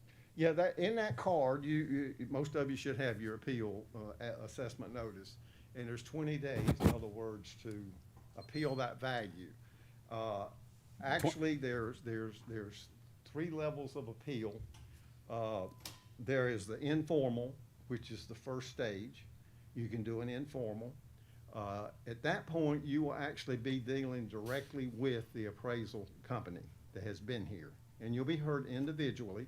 You can present any evidence that you have. You can present things that we don't know that we can make an adjustment for based on the information we don't have. We don't go inside. We just do that physical walk around and then make the notes and the pictures that we have. But you need to bring that, in other words, to the appeal process and show the the vendor that this is something you don't know, and it has a direct value on what this house is worth. So we invite, or we're recommending you to bring any information. Photos are great. If you'll bring photos of what you're talking about, in other words, that speaks volumes. So do that, but there's an informal process, and if you don't, or you're not satisfied with your results of your informal, then it goes to what we call a formal appeal, which is the next level. Now, when it gets to that level, in other words, you'll be heard again. You don't even have to, you can even give us additional information at that point. Information maybe that you didn't take time to get. So you don't have to present the same thing at the formal appeal that you had at the informal. And that actually would be held by a 5-member board that's for the county. In other words, it'd be local citizens sitting on that board, and they'll listen to your appeal, and that board then will make the decision on whatever adjustment needs to or might need to be made. The reval company, the first step, the county and the citizens of the county will make the second opinion at that point. There actually is a third avenue if you don't like the assessment that they gave you, or they didn't reduce it, or you're still not. There is a state level that you can go to the state, and that very seldom ever happens, but we have had it to happen from time to time. But I want to say that it kind of goes back to a little bit. Jamie talks about a blanket coverage for rates and stuff of that nature. There's 100 neighborhoods in this county, and each neighborhood is valued individually based on the sales that have taken place in that neighborhood. Now, if you'll go to your property tax card, which is online, there is actually a neighborhood code in there. And you can see if you're comparing your house with another house and a value that we've given it, you can see that house online, you can see that neighborhood code and see if it's in the same neighborhood you got. And if it is, it means they used the same information to put your value on there that they did the other one. So look at that neighborhood code and it'll give you an idea, but there's 100. Everything was set by sales. That sales information came from several different sources. It came from the register of deeds, it came from appraisers, and it also came from information that the citizens know was actually presented to us. So, we're not perfect, and it's not a perfect system, but it's a good system. And it's pretty accurate, but I will tell you this, sometimes we miss it, and we'll correct it. The first thing we look at when we look at a property to determine what the value of it is, we want to see what information we have in our system. If we have a clerical error, which we could have, we correct that immediately, no questions asked, and then maybe and hopefully we can move on. But so it is a process even through that part of it, in other words, to get to the right number. In other words, it's accurate. Okay. One thing I do want to clarify is 20 days from the date on this card. That ain't 20 days from tonight, because my card's dated 5/27. So I don't want anybody to show up 3 days late and say that's because you told me I could come in 20 more days. It's 20 days from the date on your card. And I don't know if all the cards are dated the same. I have no idea. They're all dated the same. Okay. And what is happening here is happening all across the state in different areas. Values in this county are not being influxed so bad by locals buying and selling property among us. Where we're really getting hit is coming in from Union County and coming in from Stanley, not so much Montgomery and Richmond, but land in Anson County is cheap compared to what Union County is selling for. And so they come over here and they buy, and they're paying ridiculous prices, in other words, for this property, and they feel like they are getting a deal, but what they're doing is they're raising everybody else's value by what they're paying. In other words, it's pricing us as locals, in other words, out of the market. But they're willing to pay it, in other words, by what they're being influenced by where they're at. Yes, sir. I agree wholeheartedly. Is there any other questions for? I got a question. Yes, sir. Mr. Newton? Yes. Is there a discount for seniors, and if so, what's the process? There is a discount for seniors, but there is a cap on it. In other words, not on the value of the house, but on the income of the applicant. The state, and it's a program offered by the state through all 100 counties, that senior citizens and disabled taxpayers can apply for. If you're disabled by a medical doctor permanently and totally, and they sign a form that the state gives us, then you can actually apply for that discount at any age. If you're not, but the income cap now still applies to that. But if you are 65 and older and you make less than $38,000 a year, and that's whole household income, then you can apply for that plan, and it counts your house and 1 acre. And generally, not just perfectly, but generally, it will cut your tax bill about 50%. That program is available from January 1 till June the 1st of every year. And then it's not a program that you have to reapply for every year. It stays in place until we would audit it and find, in other words, some reason that it couldn't. But that's very rare for that to happen. Okay. All right. Any other questions for Mr. Newton at this time? All right. I appreciate you answering those questions. Sure. I want to take a minute and just to address it as a commissioner, but as a citizen of Anson County and a taxpayer as well. I want to explain the revenue neutral part, because Mr. Tucker, me and you've had this conversation, and revenue neutral is not the same for every taxpayer. And if we adopt your revenue neutral rate that you disclosed tonight of 49 cents, we're going to cut expenses somewhere in this budget. Pretty major overhaul, I can promise you, because the funds are not going to be there. And I don't have no problem with that. I just don't think there's a majority of this board that's going to support that. Revenue neutral to you is not going to be the same to me. I looked up your property. I've seen how much the percentage increase was. I got a card right here, and I'm going to read them off because I'm in that Union County influx. 131% increase, 150% increase, 157% increase, 158% increase, 193% increase, a 220% increase on the value that was placed on my properties 8 years ago. I know I'm just as mad as every one of you sitting in this audience tonight that my property has value went up 220% higher than it was 8 years ago. Now, I'm a proponent of going to a 4 or 6 year cycle to eliminate that, because we would not see that big of an increase if we do it every 4 years or every 6 years. The caveat to that, and as I've spoke to this board prior, I'm not going to vote for that if every time we do a reval, we raise the tax rate. If we can only raise the tax rate every 8 years, I for sure ain't going to say, well, let's do it every 4 years so we can raise taxes. I'm going to say, let's do it every 8 years, or let's do it longer than that.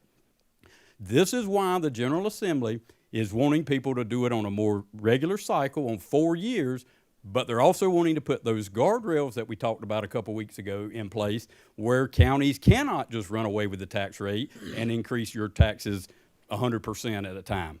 They're trying to put guardrails to prevent that. I know there's a lot of pushback, and I don't agree with Raleigh dictating what our tax rate is, but I think there needs to be some guardrails in place that keep us in line so we don't just have free range on raising people's taxes. Because it's uncalled for to go up 200% on somebody's property and not reduce the taxes. So, Mr. Tucker, to your point, my 220% increase is not going to, I'm still going to pay more taxes than if I go to your revenue neutral rate. And then anybody below that 100% is going to be getting a tax reduction. So currently, the way this is structured in this county, if your property went up 33%, you're going to pay a little more tax. Obviously, the higher the value, the higher the taxes you're going to pay. If it went up less than 32%, you're getting a tax reduction. The revenue neutral, as Mr. Saltzman stated earlier, we collected $18 million and some few dollars in tax revenue in 25. To get the $18 million in tax revenue off of the tax base in 26, we need to be at the 59.1 or 0.5915 cent tax rate. That is the definition of revenue neutral. It's not revenue neutral for every individual citizen. It's an average across the county. I wish we could go revenue neutral for every citizen because I sure don't want to pay 220% more property tax on my properties. But the state law dictates that we cannot have a separate tax rate for individual customers. Everybody pays the same tax rate across the whole county. Is it fair? No, it is not fair. That's why I'm not a big proponent of property taxes. If I had my vote, we wouldn't even charge a property tax. We would do something totally different. But I don't have that vote yet. I ain't in Raleigh. I can't make those decisions. So if we're fussing about the revals and we're fussing about the property tax, this board is not the board to air those grievances with. We need to be talking to our state representatives and our state senators because that's who is going to dictate the property taxes going forward. If we can get the property taxes in the state, and I say if, the state set up a committee, a tax committee, and we've talked about this numerous times. We don't know what that's going to look like. That's where I call it the guardrails. They wanted to put some limits in place on how much a county could charge. That's what come out of the tax committee that was set up in Raleigh. And I was hopeful that there was going to be some more tax reform that came out of that committee, but I'm starting to have my doubts on what's going to come out of it. I think the state of North Carolina needs to look at some other options on taxes. Property taxes aren't cutting it anymore because there's too far of an extreme from one to the other. Like I said, you got some going up 200%, some are going up zero, basically. They're getting a tax reduction when I'm having to pay more taxes, and I just don't think it's fair. So we need to be airing those grievances with our legislators, not with this board.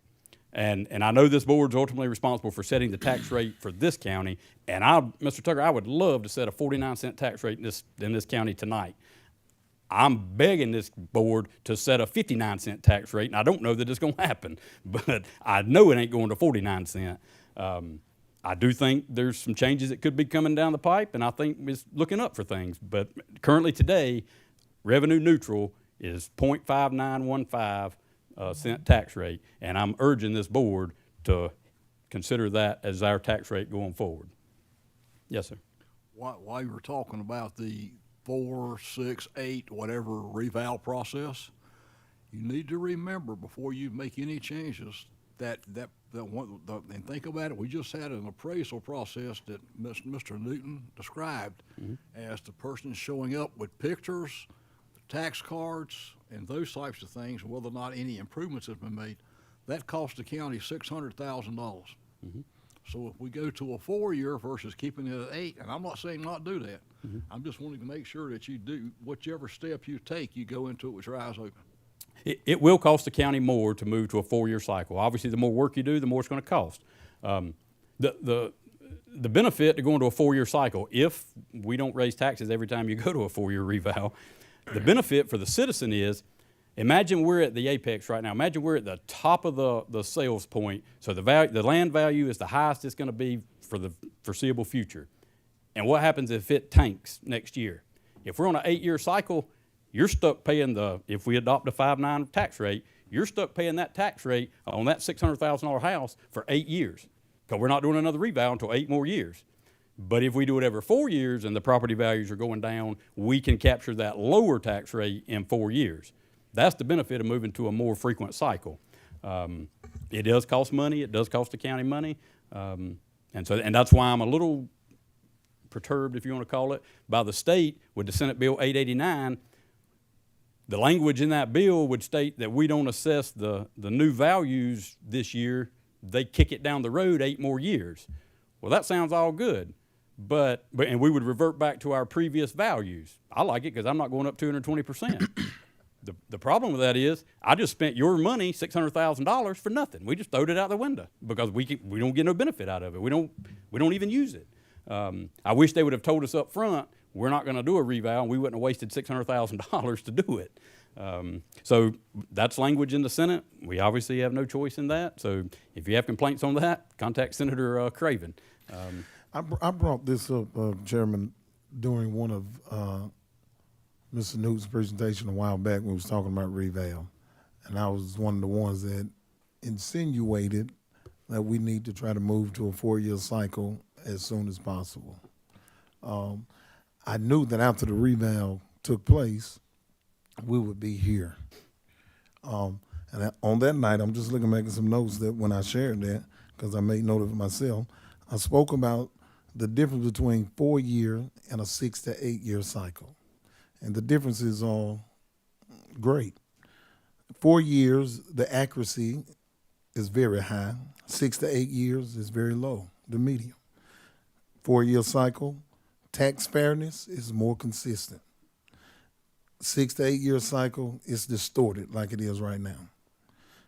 Budget stability, which is what this is all about, every 4 years is more predictable.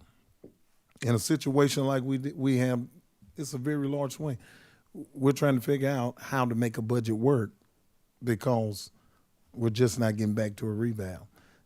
It's something that Anson County has avoided over a period of 16 years. Properties have been evaluated twice. They came here in 2018, 2010. I mean, that's what happens when you wait that long. Here's one of the biggest issues with this budget right now is that we're trying to find a way to say we're going to operate in the next fiscal budget year with the same amount of money that we did in the year before. I don't know any individual that will budget for the next year personally off of the year prior. I don't know any business, because I know some small businesses here. You're not budgeting your small business next year off of the prior year. And I don't know how a county actually would take the initiative to do what individuals nor businesses will.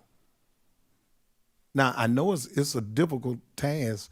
I would love for us to explore, and I wanted to hear from Mrs. Hollymore about it, because at the end of the day, if the funds are not there for this county to operate, then there are going to be complaints about certain cuts and things of that nature. There's changes that we had to make to the budget this year, you know, with services that are necessary and needed. You know, vehicle purchases and, you know, implementing some more employees. And it's a tier 1 county. And I heard some of the numbers. I've done my research too. And some of those numbers that were given weren't accurate. Anson County is at 77, but Richmond County is at 83. Stanley County and Union County, they're lower than us. Stanley is about 61. Union County is at 43. And then why is that though? It's because they have properties that hold more value. And then they have more people living there with higher value properties. So therefore, you don't have to get all of your revenue from your tax base. Unfortunately, here in Anson County, if we have some type of opportunity that comes forth, the citizens don't want it. So therefore, that level of revenue, potentially you can't count on. And then where's that revenue going to come from? And that's the dilemma that elected officials get put in Anson County, is that we don't want that, but we don't want that either. And at the end of the day, how can the county operate? That's the only question I'm asking, because I'm really considering the fact that 220%, that's a large number. You know, I mean, that's unreal. 100%, whatever. I mean, that is, I mean, you got to find a way to, you know, make it where citizens are not in a bind. But I'm saying what I'm saying now for us to still look at the reality of a budget for a county. How can you guarantee that you're going to be able to operate next year off of the prior year? And I hear people saying the economy is changing, things are going up. Well, guess what? We still have the deputy cars got to be fueled daily. We want them here working. I mean, water department, their trucks, they're on call 24/7 too. I mean, and then, you know, we have a COLA that we pass for employees. We're talking about a 4.5% July 1, ultimately trying to get the 5% for employees, matching in 401k. I mean, it's just a lot of different needs that the county have, and some jobs is a great part of it, you know. And some of the people already working for the county are working for less than what they ought to get paid. I mean, we have not even had the opportunity to address those issues because we can't find it in the budget. So, I mean, I'm just saying this, no matter where we go with it, how we do it, I want us to understand that if we do not make this make sense mathematically and take a real fiduciary responsibility to make sure that the county can operate, we're going to be in trouble. That's just the bottom line. We're going to be in trouble.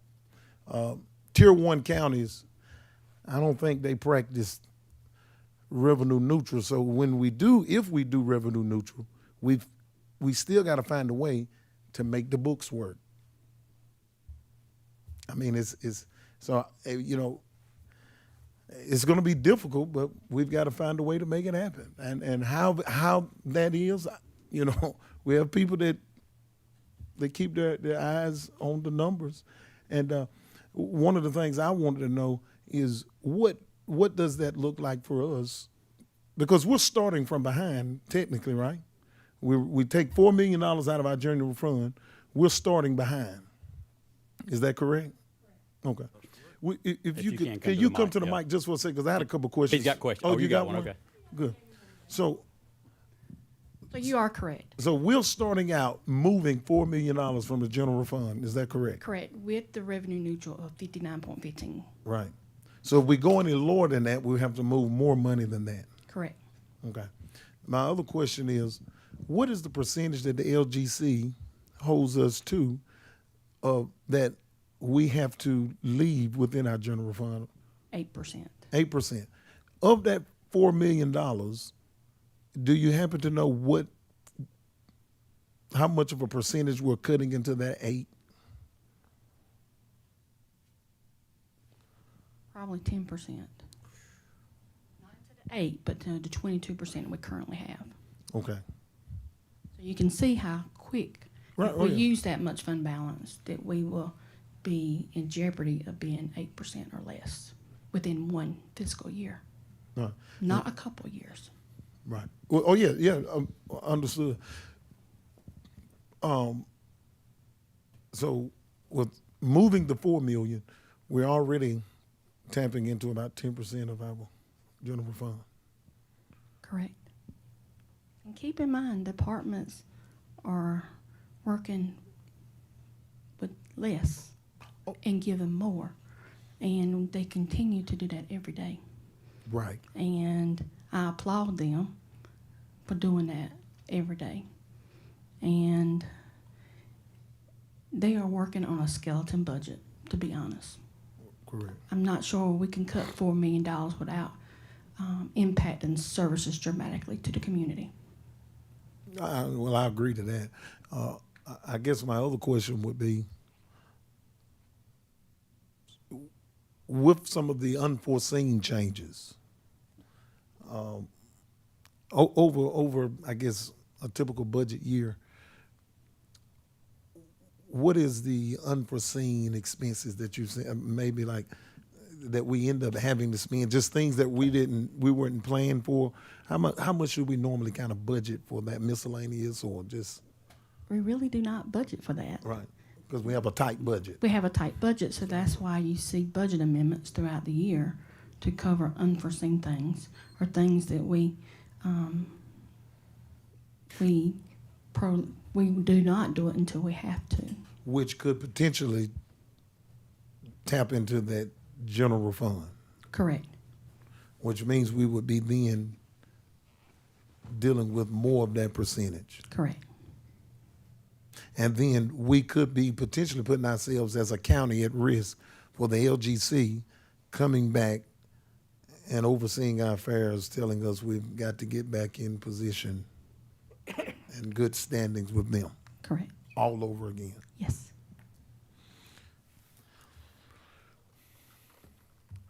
I just have one question. The $4 million you just talked about, the 22%, as you saying, currently is what we have in unassigned fund balance. That was as of June 30th of 25. Not as of June 30th, 26, as we have not completed this fiscal year. But I am in hopes that we maintain that or contribute, because we did a lot of cuts this year. We frozen positions. We did not do any capital. So in the upcoming budget, we put those positions back because our departments have gone a year without positions to help maintain the current status. So those are back in the budget. Capital is not. Okay. But at the 22%, if you take out the $4 million, it's going to roughly, you say, decrease the unassigned fund balance by 10%. It just depends on what your Roughly. operating budget is at the time when you finish. Okay.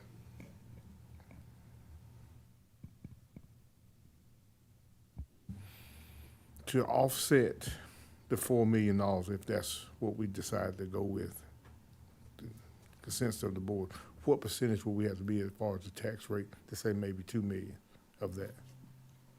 For every cent is about 330,000.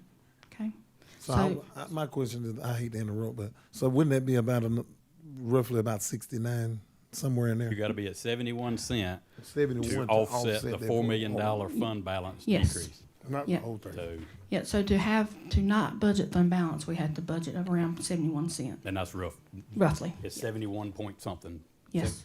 0.7153 to be exact. Correct. That's a 12-cent increase over where we were recommending. Yep. Plus, I had a question from Mr. Addison before we came in tonight in terms of what this budget does for our capital improvement program, which is like a 10-year program that we're not funding, because even though we have to raise water and sewer rates 9.5%, because it limits us to what I talked about earlier in terms of applying for grants, because we don't have the 25% that's normal to match what we could get from the state or any of the state agencies. So that 10-year CIP, capital improvement program, now would probably be more like a 15 to 20 year, because we're not looking to add anything to it this year, and we know that we've got lots of needs relative to our water and sewer systems. I agree. That's why when we sell one-time assets, we should put them to capital improvement plans that will benefit the long haul, not put them in recurring costs that cost us every year for here on out. That recurring costs kill us. Our ARPA funds that we used, we should have put them to capital improvement plans that will be here for the next 40 years, not recurring costs that cost us for the next 40 years. We got to have better planning when we have money available on what we use it for, and not invested in recurring costs, that something you pay for every month over and over and over again. Any other comments on the budget?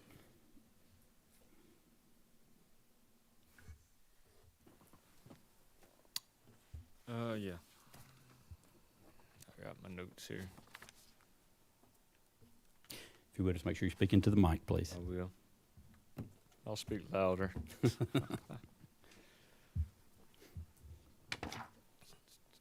Page 35, I wrote down, asterisk that.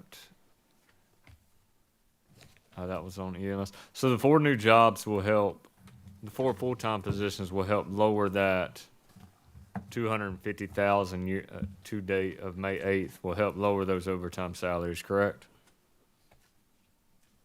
That's the theory, yes, sir. In theory, yeah. Yeah, the $701,000 in overtime. Yes. Yeah, the 4 employees should, I ain't gonna say eliminate it, but it should reduce that significantly. Right.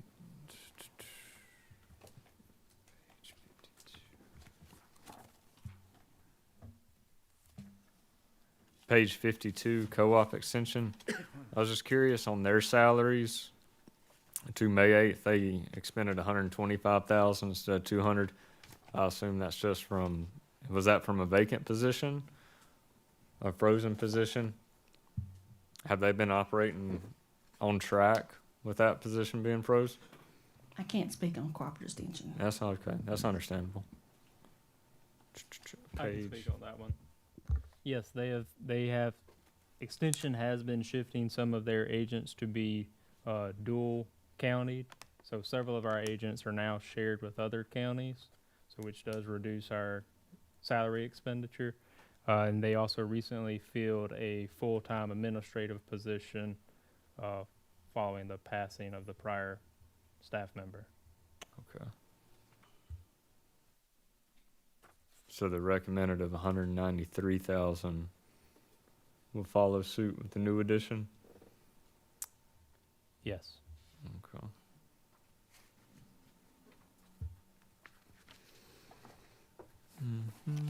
Page 112. This is why I asked for a paper copy. Oh, page 112. Yeah, I just asterisked that. The water department, this is what I was talking about earlier, quality. Salary certifications, I definitely do agree with that. The ones that are willing to up their certifications and be better assets to the county through their employmentship.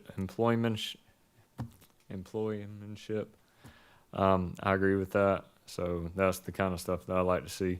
Not adding more people, but recognizing that they're moving forward with their certification and being better. So I'm good with that. Page 74, I got wrote down. Page 74.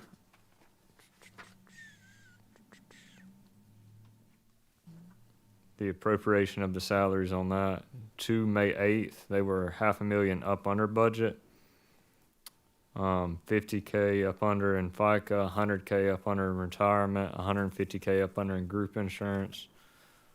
And then the requested is 3.3, recommended is 3.2 mil. What's on?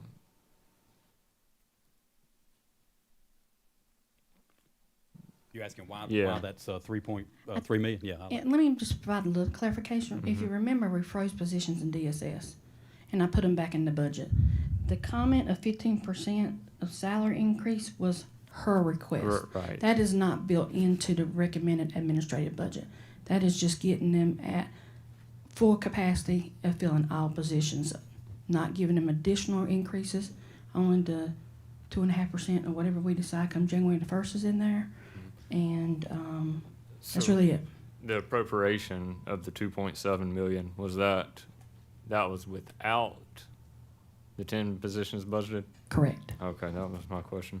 So they still hit under $500,000 under that appropriation to May 8th. Of course, I know that'll go up a little bit more in 2 months, Correct. but they're still under target for that whole appropriation. Are they functioning well?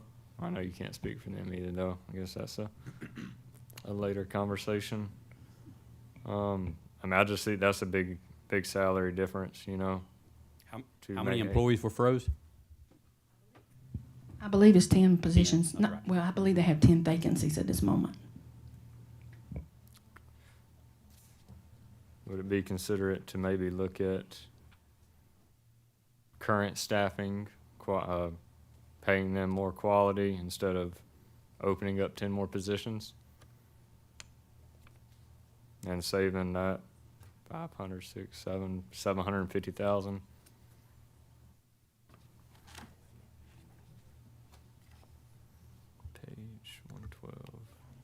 And please keep in mind, DSS positions aren't 100% county funded. Each position varies, so you may not technically be saving that much. Right. I mean, it could be 400, 500,000. Some of that funding is going away towards the end of the year, correct? Yes.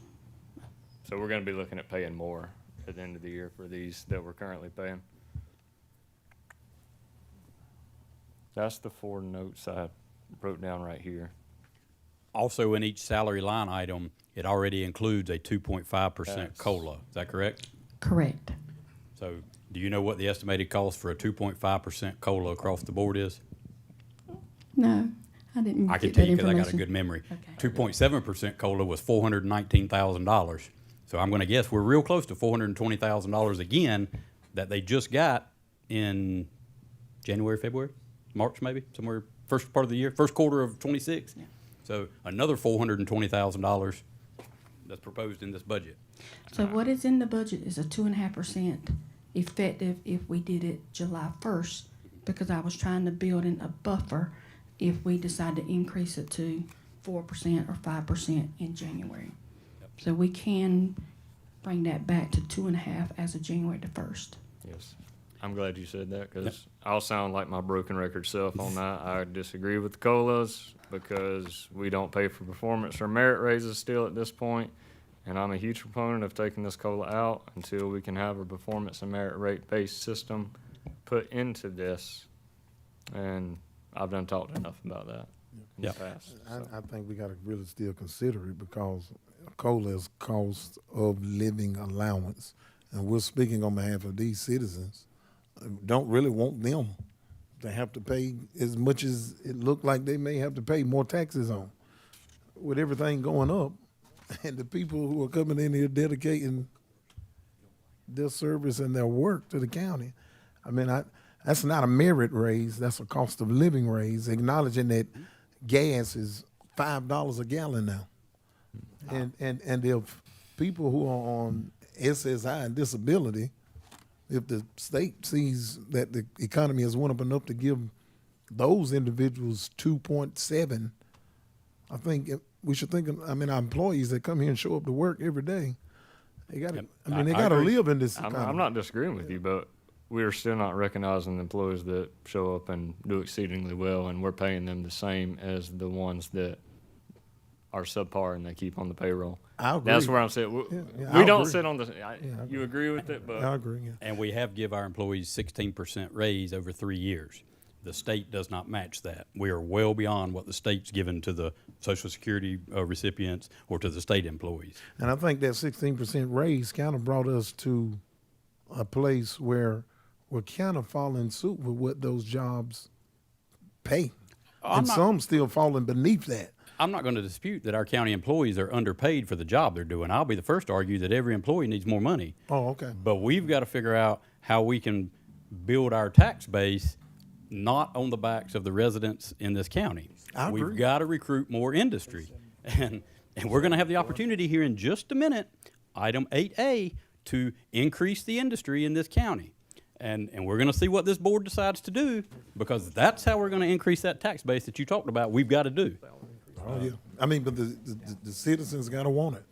So I agree. All right, is there anything else budget-wise for the manager, for the finance director? I have a question. Yes, ma'am. It's under the Board of Elections, and down here in What page, please? Page 18. And it's line item 1141 70 42 91. Mm-hmm. And the budget for the last year was 19,000, and this budget is 30,000. But didn't they say it was like some money missing, or they overpaid? which account number? Election testing programming. I can speak 4291. on, You can, I yeah. can speak on behalf of that budget. This year, we had a software update or renewal. I'm not sure what it was, but that's what we typically spend about $10,000. This year, they did a software annual maintenance, and it was $20,000, and that didn't include equipment recalculations and different things that are required during voting. So that includes 20,000 plus 10. So originally it was 10,000. Okay. So I put in there 30,000 to cover the renewal of the software and the average of what we spend on top of that with equipment and different things annually. So they do that every time they have a voting, a primary or. I'm not sure. I don't know when they do it, but I'm Oh, sure okay. it's typically the invoices around election time. Okay. So I would think that is a correct assumption. Okay. I can just tell you what it is, what they're spending it on. And that is a reoccurring expense. It pays to have fair elections. Correct. Shouldn't pay, it should be. It costs us, but it pays the citizens to have fair elections. It should be. All right, any other guidance to the manager or to the finance director on the budget?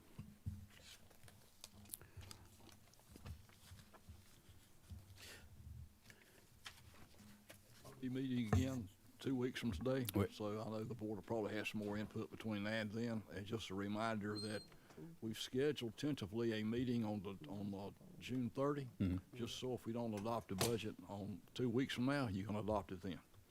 Unfortunately, we don't get the benefit like the state does and not have to adopt a budget by July 1. We don't So, have that luxury, yeah, unfortunately. They make the laws and the rules. That's right. So, Oh, got something else? our fee schedule. Has our fee schedule got, I know Commissioner Gatewood was real concerned about our fee schedule as others. Have we upped some of those to be reflective to competitively priced? We've actually, the last couple of years, have upped fee schedules. Mm-hmm. Right. Say that again. I didn't hear that. The last couple of years, if you'll remember, those who have been on the board, that we have upped the fee schedule. Right, okay.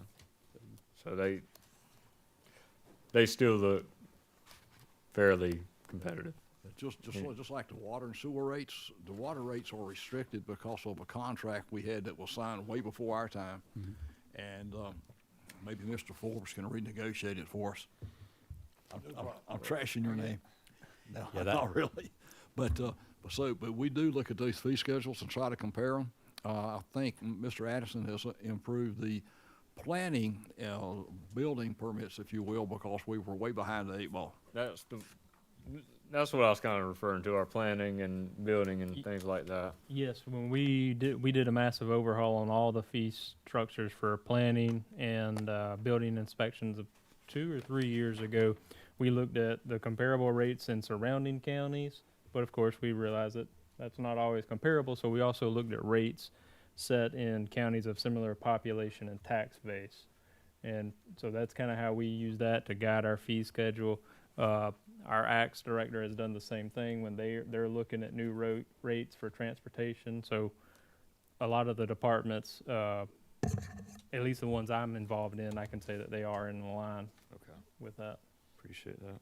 I just have one question, Mr. Salzman. I think you said earlier, and just clarification, you said the water rate is going up for the customers in the municipalities 9.5%.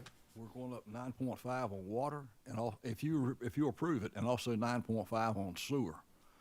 And that still does not give us enough money. We're playing catch up, you will, because I think until about 3 years ago, water and sewer rates had not been raised in at least 10 years, if not more. I agree, but I'm starting to question, should we continue raising water rates if the quality of water is not improving? And what is the collection rate on the water bills? If we're treating water that we're not collecting, what are we doing to limit or minimize that? Because if we're producing a product, we need to be collecting on that product. I'll agree with that. That's why I, as you know, requested a report as of earlier today. Don't have it yet, but and it goes along the same with our tax collections. Sure. You know, we'd like to make sure that if we sell a gallon of water, the gallon of water is paid for. That's right. So, but we have also found some people that I hate to use the word pilfer, but I'll use it, that have stolen water by not paying it and I'm not calling any names or any kind of businesses or where the people are located, but that happens from time to time. Mm-hmm. I guess one more question. We're not mixing frozen positions with vacant positions, are we? If unless you decide not to keep those, this budget will unfreeze, if it's adopted without you refreezing those positions, it will unfreeze those as of June 30. Okay. And I think that's a place where we can save a ton of money, over $1 million if out of our fund balance, if we look at strategically freezing some more positions. I know people, department heads say they need more staff, and I'm not doubting that they don't. But at the end of the day, the citizens need relief from the tax bill too. And the reason I say that they will be unfrozen, so to speak, on June 30 is because they were frozen to the end of this fiscal year. This fiscal year ends June 30. That's right, which is why they're budgeted in this new budget. Yes. But if we freeze them, we can pull that money back out of this budget, which reduces the fund balance of the $4 million we're pulling out of fund balance. We could decrease that down to $3 million. If we use a different tax rate collection, we can increase the collections by $1 million. So now we're down to $2 million coming out of our fund balance. You see how we're dwindling this down? I think we can get in a lot better shape. It's just going to take a little more work. I think another thing along that same line is just look at, this is not something you do right away, but just over a period of time, just look at restructuring. In other words, and the ideal time to do that is if a position becomes vacant, rather than just jumping in and refilling that position, looking at the way that department can be restructured to accomplish the job without actually filling the position. Yeah, I think that. But attrition, what is that? What they call well, that? you take care of it by attrition. Now, Yeah. you can do that if somebody doesn't leave. You're looking at an opportunity to restructure, and you end up with less people. But rather than cutting somebody loose at that time, just let it be taken care of by attrition. When somebody retires or leaves or whatever, then that position is not filled. That's right. I am still curious. I know last meeting I asked for it. Have y'all have any advancement of getting the past 10 years ago, the employment status of all employees 10 years ago? I do not have that data.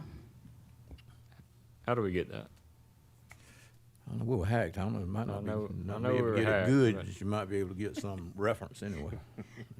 Let me go back and talk to Katie and see if we can come up with something. So it looks like our option is to try to Need a get reference to go by. more from less, Absolutely. rather than continuing to get less with less. I'm just asking. I want to know. Yeah, Man, I'm asked to that's do what that. it appears to me. It sounds like we're hoping to accomplish something by doing less, but we're going to acquire more. And I think last 30 years, 40 years probably shown us that ain't working. I'm asked to do that every day. Yeah, I mean, I'm not trying to sound, combative or conflicted, but I mean, Anson County is in a situation where we're going to make some decisions of what type of county we want to be. That's just the bottom line to it. I mean, I don't know no other way to say it than that. We either stay tier 1, or we'll try to raise a leg to take a step up. And I don't know. I don't know how we'll get more done with less.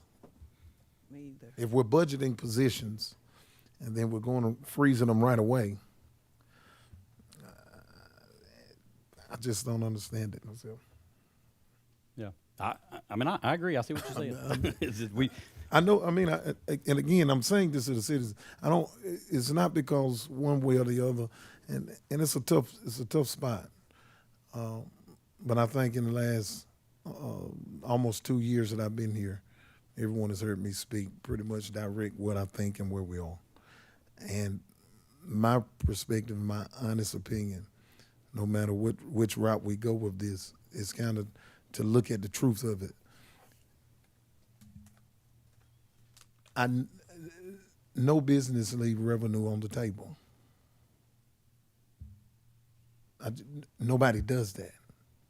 Because in doing that, yeah, we do. We have done it for a long time, and it shows. Yeah, I know. It shows. I agree. I mean, it shows. Because we leave revenue on the table, our water filtration system is horrible. Because we leave revenue on the table, we have citizens now who are getting tax bills that they shouldn't even be looking at. this big of a change all of a sudden. These things should not have happened this way. But that's because we're trying to still do more with less. And it's not going to work. It's just not going to work. The economy is still going in one direction, and we're trying to stay in the same place and go a different direction. And eventually, we're going to be further in than what we can come out. And it's not, I don't see how it works on paper. I mean, I want it to make sense to me so that I could go with what works for the citizens, but I just don't see how that works. And I want to be honest to tell you that. I wish it could work that way, but it just doesn't work that way. Business doesn't work that way. And that's what county government is, the business of the people. No different than any other business that there is, you know. It just doesn't happen. People don't contribute at church, the church can't do much.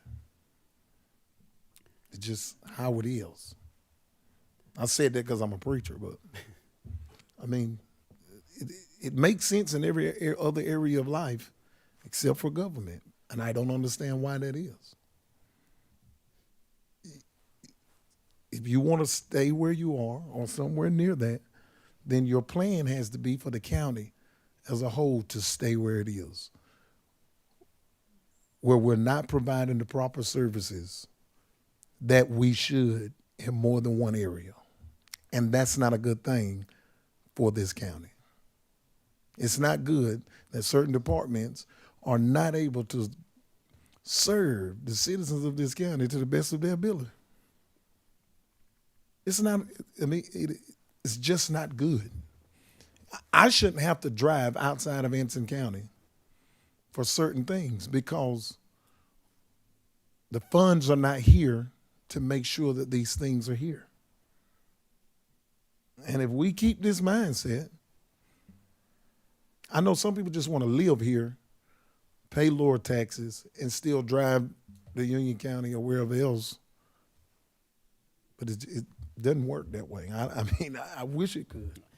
And I think that's my argument is we always have said in the past, citizens are going to live here and pay lower taxes and go somewhere else. I'm no longer doing that. I'm paying the same tax they're paying in Union County, but I'm still not getting the services they're getting over there. That's the issue I have with a 220% increase. And Union County is at a 43 cents. Yeah, so lower. Yeah. I'm And saying you know why 34 lower than what you lower here, but they still pay more there. Because there's 250,000 more people there. And they have a $500 million budget. That's right. All right. And you know when they just went to a 43 cent? Our budget is 10% of what theirs is. You're correct. So therefore, we're nowhere near in comparison to them. I know. If we want to pay 49 or 43 or 40%, we got to find a way to get things going on around here. And how do you get things going? Investing. They recruit industries Yeah, to provide jobs for their citizens. Yeah. of course. So the But whole key. We got to want jobs to be here. I agree. I said we're going to have the opportunity here in just a minute. So, all right. So, what's the pleasure of the board on budget adoption? We have another scheduled meeting in 2 weeks that we can have the opportunity to adopt the budget. You can vote on it tonight. We can have the manager go back and refine some of the stuff. But what's the board's pleasure? My other question was about economic development in here. What was our decision with that? Because we never had a conversation. It's in the budget to propose it. Yeah, I think it's proposed. It's proposed for the 250 or whatever. Yeah. But The proposal's the same as current year. Yeah, I don't remember what. No changes. But I think, but I'm saying we were supposed to lay out some conditions with that, and we haven't had that conversation. So I'd like us to kind of see how we would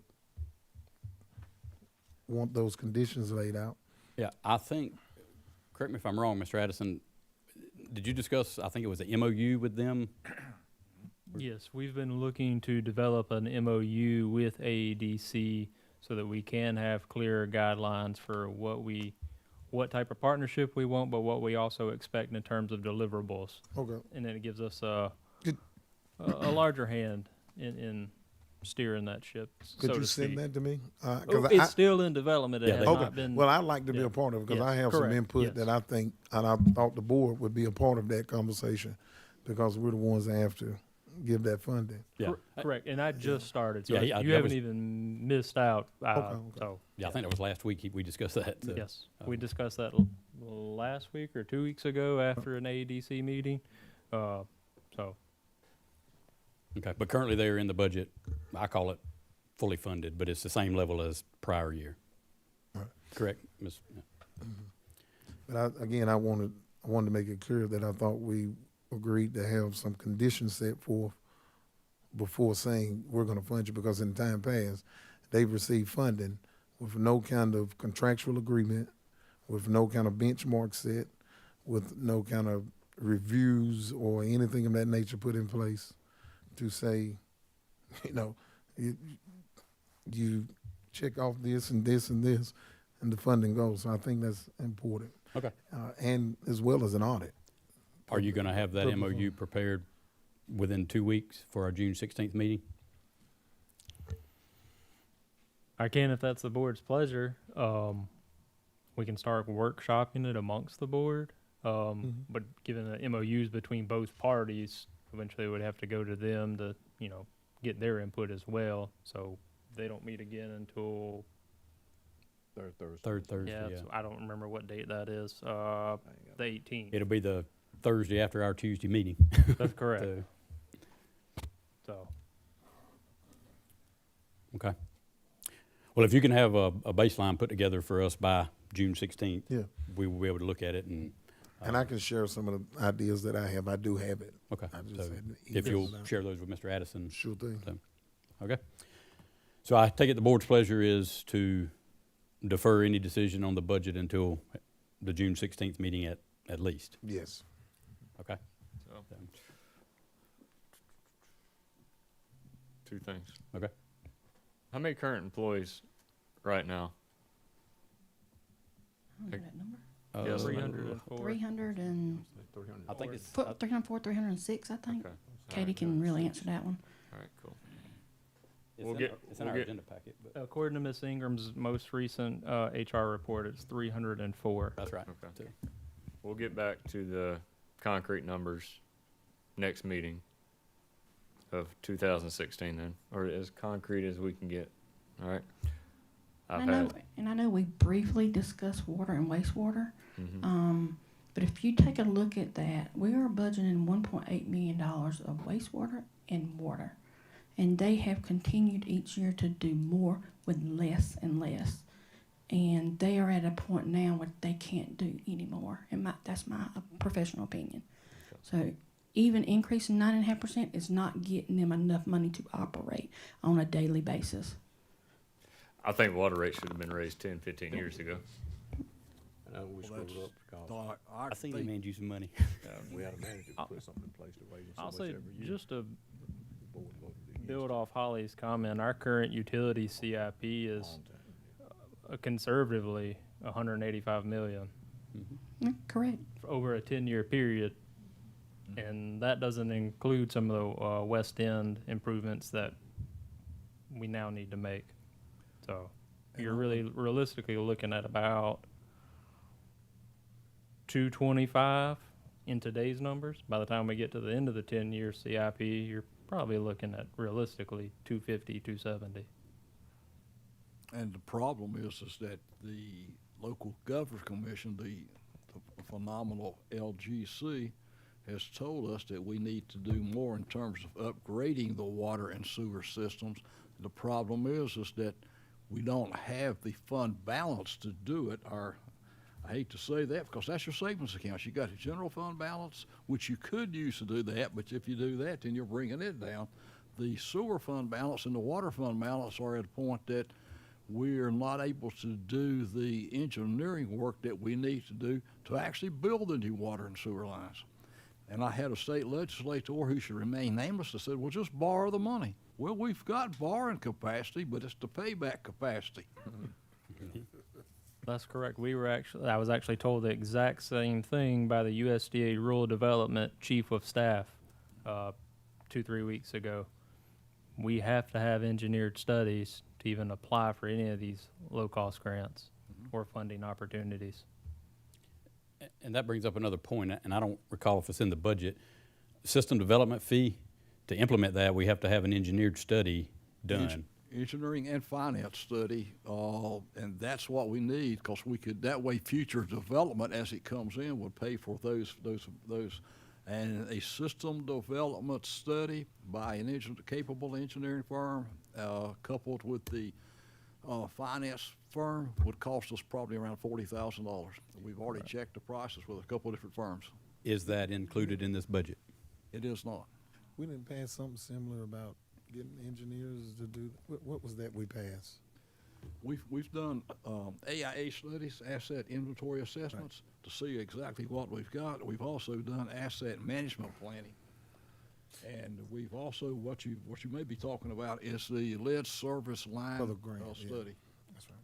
So you say this budget would need to include about an additional 40,000 for the. 40,000 would do it. We'll put it out for proposals from qualified engineering firms that are associated with finance firms. But that's exactly what we would need. Because under state law, you can't do it without that study. They would reject it. Charlotte got in trouble because Charlotte Mecklenburg Water System got in trouble because they did do it, but they didn't have the proper study, so they had to backtrack, refund money, and then do the study. Okay. Are these grants 100% that we talking about? I'm sorry, I didn't. Are these grants 100% that we talking about? It would not bring us 100%, but it would get us better in the ballpark to, for instance, since we've got low prices has been established, if we had somebody that built a 100-unit subdivision, then they would be paying a certain amount per house, per lot, if you will, to go toward system development to serve them. That way, the current citizens aren't hit again with that whammy to pay for additional development, because they've already paid for theirs in theory. That's right. So I would suggest that be an additional item to maybe add to our budget. Okay, we can put that in. Yeah, I would suggest that.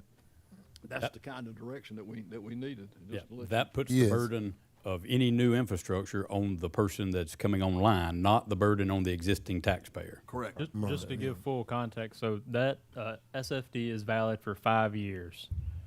The fees imposed would essentially pay for the study itself, assuming we have macro factors don't change and we continue to have modest growth. Yep. Okay. Any other? I just want to give you an example. If you look at the filtration budget, it is 2.8 million for their total budget. What page is that, please? 110. If you look at what accounts for that, 63% of that budget is electricity and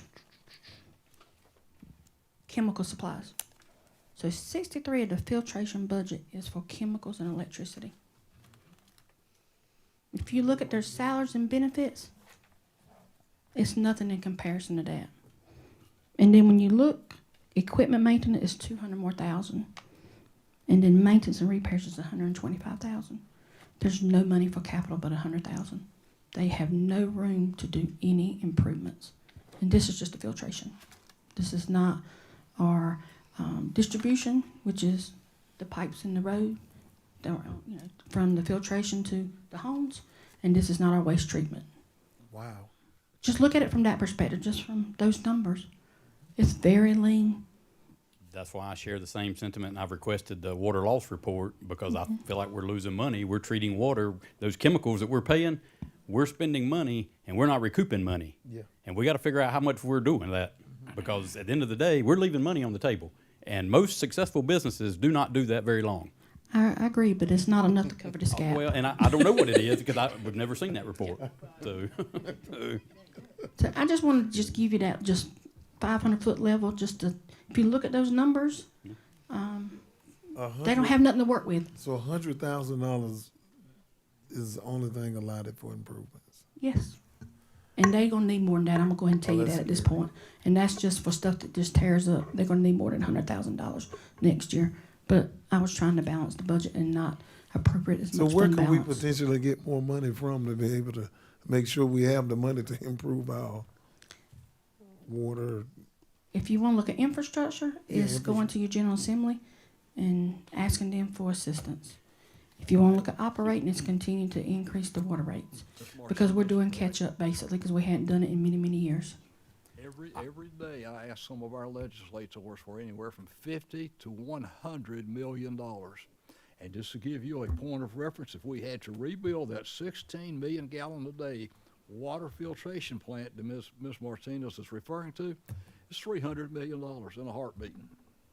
300 million. And I can rip the Band-Aid back off again, that several years ago, a neighboring county offered us several $100 million for a new water plant that this board, not these existing members, but this board never entertained whatsoever. Said, no, we're not interested.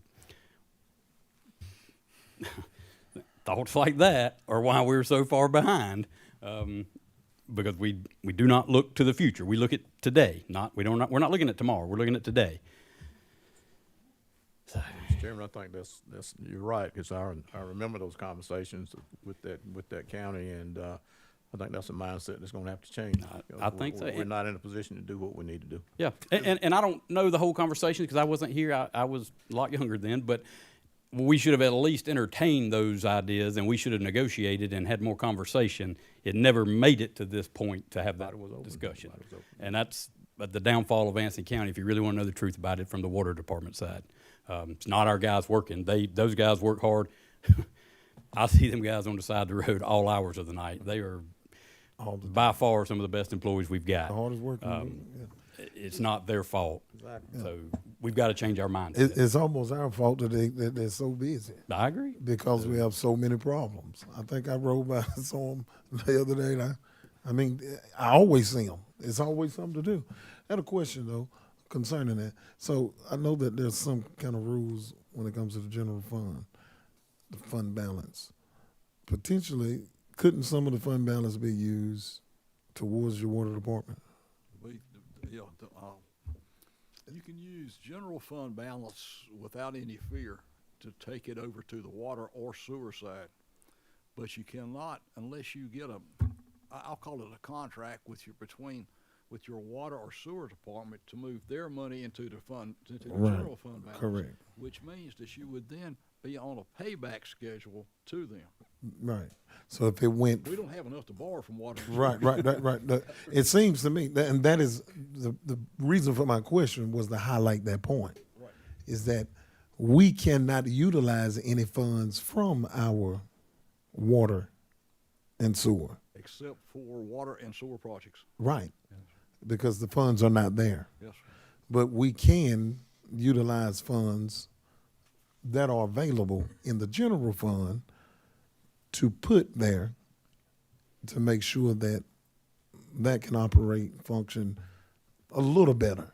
Which is another reason that we would like to keep our general fund balance as high as it is, because we know that some parts of your water and sewer system are, I won't say they're in intensive care, ICU, but they ain't far from it. Oh, yeah. And I think that's what I'm trying to get to. We have a lot of complaints about our water system. I mean, citizens complain all the time about the water system. All the time. Mm-hmm. But yet we don't put any money into it. And that is a part of the reason for revenue. So the thing that you complain about and say that the county's not doing anything about, you give the county the power to do it. I mean, for me, it's not a campaigning thing, it's just the truth. The truth is, if you want a better water system, things like that cost. Where do you get the money from?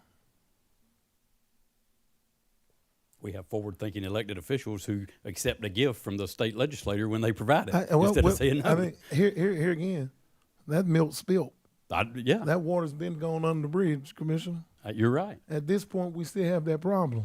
You're right. And So so, when, what are we gonna do about it? so when you go meet with the legislators and say, "Can we please have $300 million to replace our water plant?" They laugh at you because no, you had that option 10 years ago, and you said no. So and I that- said, "No, sir, I did not say no." Right. I agree with you. So they're not gonna give us 300 million. Yeah. And all we have is 100,000. So what do we do now? We keep asking them and hoping, waiting, crossing our fingers, praying. But they're not giving it to us. They haven't given it to us in the last how many years you've been asking?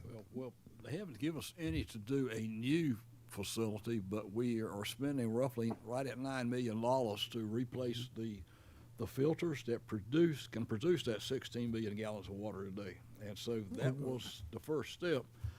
And to let you know, so, because you're a young guy, not as old as I am, but this Band-Aid, if you will probably generate a situation so that that plant will exist and operate hopefully properly for another 10 years. After that, it's going to have to be replaced.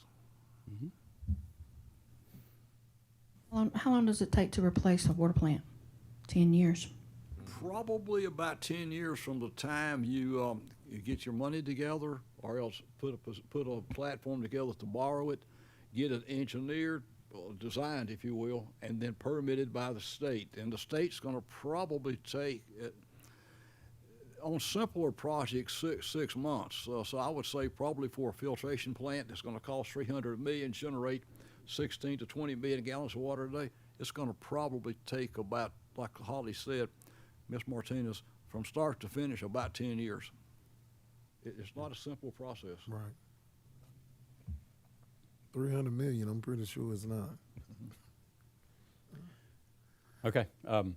So you've got some guidance vaguely on what you need to do to adjust the budget? Sort on at least the system improvement fee. Yep. We've got that. And if there's anything else the board would like for us to consider in terms of saving money, if you can submit that to either Mr. Addison, Ms. Martinez, or me, we'll take it and see if we can run with it. Okay. All right. And we will discuss the budget discussion again on June 16th. I'd like to say one thing. Yes, sir. To everyone that spoke up here during the public hearing, I hear you. Revenue neutral request. You know, some of y'all talked about, I wrote your names down here. The collection rate concerns, Mr. Tucker, you talked about the younger generation. Mr. Privet, you talked about people not paying their fair share. And Ms. Sellers, you also talked about the young people. And that was something I talked to somebody 2 days ago about.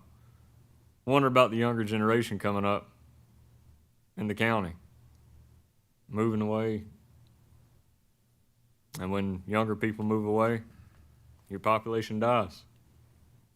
When young people move out of a church, you don't have a future church. That's right. The tax rates and things like that is all that comes into consideration to young people coming in. And what young people think about coming into a place is where they're going to work. Industries, businesses, things of that nature. Right. And industry coming in, they're going to look at how they make money. And when they look at how much taxes are they going to pay? Maybe I'm a gambling man. Maybe I do in life. I'm a logger. I probably gamble every day. But I think if we try to really keep that tax rate down, that when a business comes around and looks at us, they'll say, hey, that's a favorable tax rate. Especially with the tax incentives that we've implemented this year as a board. Keep that tax rate down, keep those incentive programs there for a business moving in. Maybe that revenue neutral rate will pay off. Maybe we'll get some industry in here. Maybe 5 years, 10 years from now, residential property tax will be even lower and be even better. With industry coming in though, and one thing I want to put it out there in the air. we got to stop turning industry away. We got to see when the industry comes to Anson County and looks at an opportunity, we need to look 5, 10, 20 years from now to that younger generation. Can we drive down the road and see an industry? Or do you want to drive down the road and see abandoned, dilapidated houses? Do you want to see growth in this county? Or do you want to see a dying younger generation? I'm on the same page with you. I'm going to work with you. And we're going to work together as a board, I think. But I got high hopes for the county. I'm still here. Who knows where I'll be a year from now? Hopefully here. But I think Anson County has a real good chance. But it's going to take some hard decisions, and it's going to take people coming together and looking at tomorrow and not looking at the here and now. Well, that's all I got, Mr. Chairman. Okay. Well, thank you for that. So no other discussion on budget. Well, we said for the citizens, we will take that up on June 16th, 6 p.m. here in this same room. All right, so this time we're going to move into our public addresses. So there shall be a time set aside at each regular meeting of the board for public comment. Each citizen who wishes to speak during this time must sign up on a sign-up sheet prior to the start of the meeting. Each citizen shall be allowed 3 minutes for their presentation. All citizens are expected to follow proper decorum and shall not use profanity nor defamatory speech. The public is expected to remain seated except when leaving the room. Only presenters listed on the agenda or recognized by the chairman will be called to the podium to address the board. Commissioners are expected not to comment on matters brought to the board during this time, but to delay action or comment until staff has had an opportunity to research the subject matter and to report necessary and relevant information to all members of the board. So at this time, I'm going to call Mr. Charles Holly up.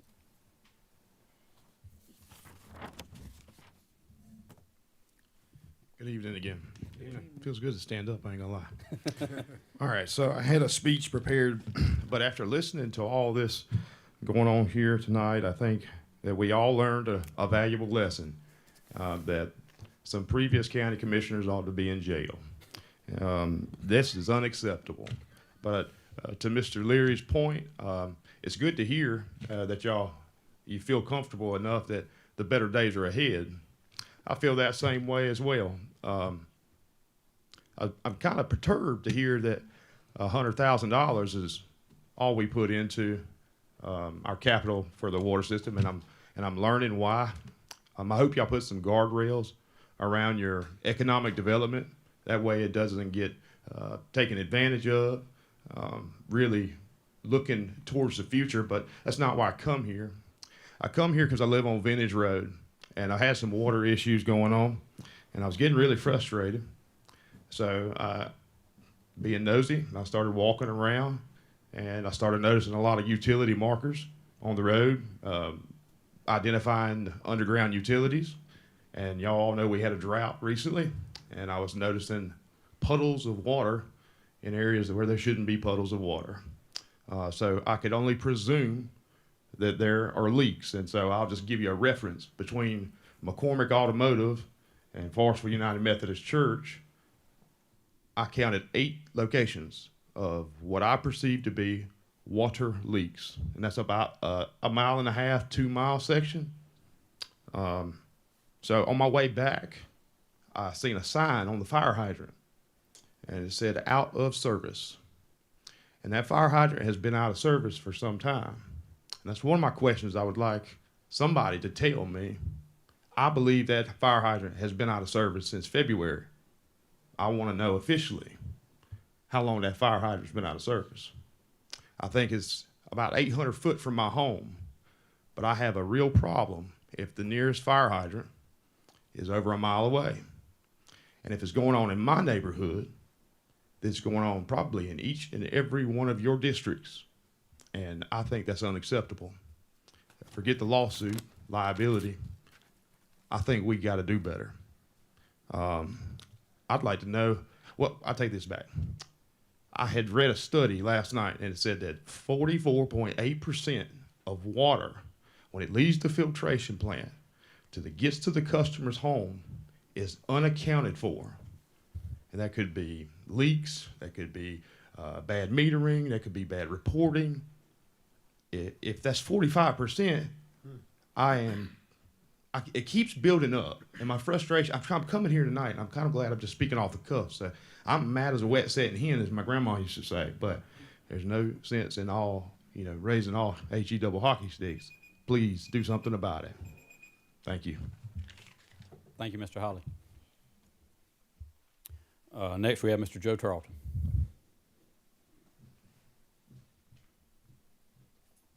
Good evening, Board. I'm just gonna make it short and sweet what Commissioner Leary said about the merit of performance-based raises. When I first started with the county in 93, 94, 95, I can't remember, I'm getting so old.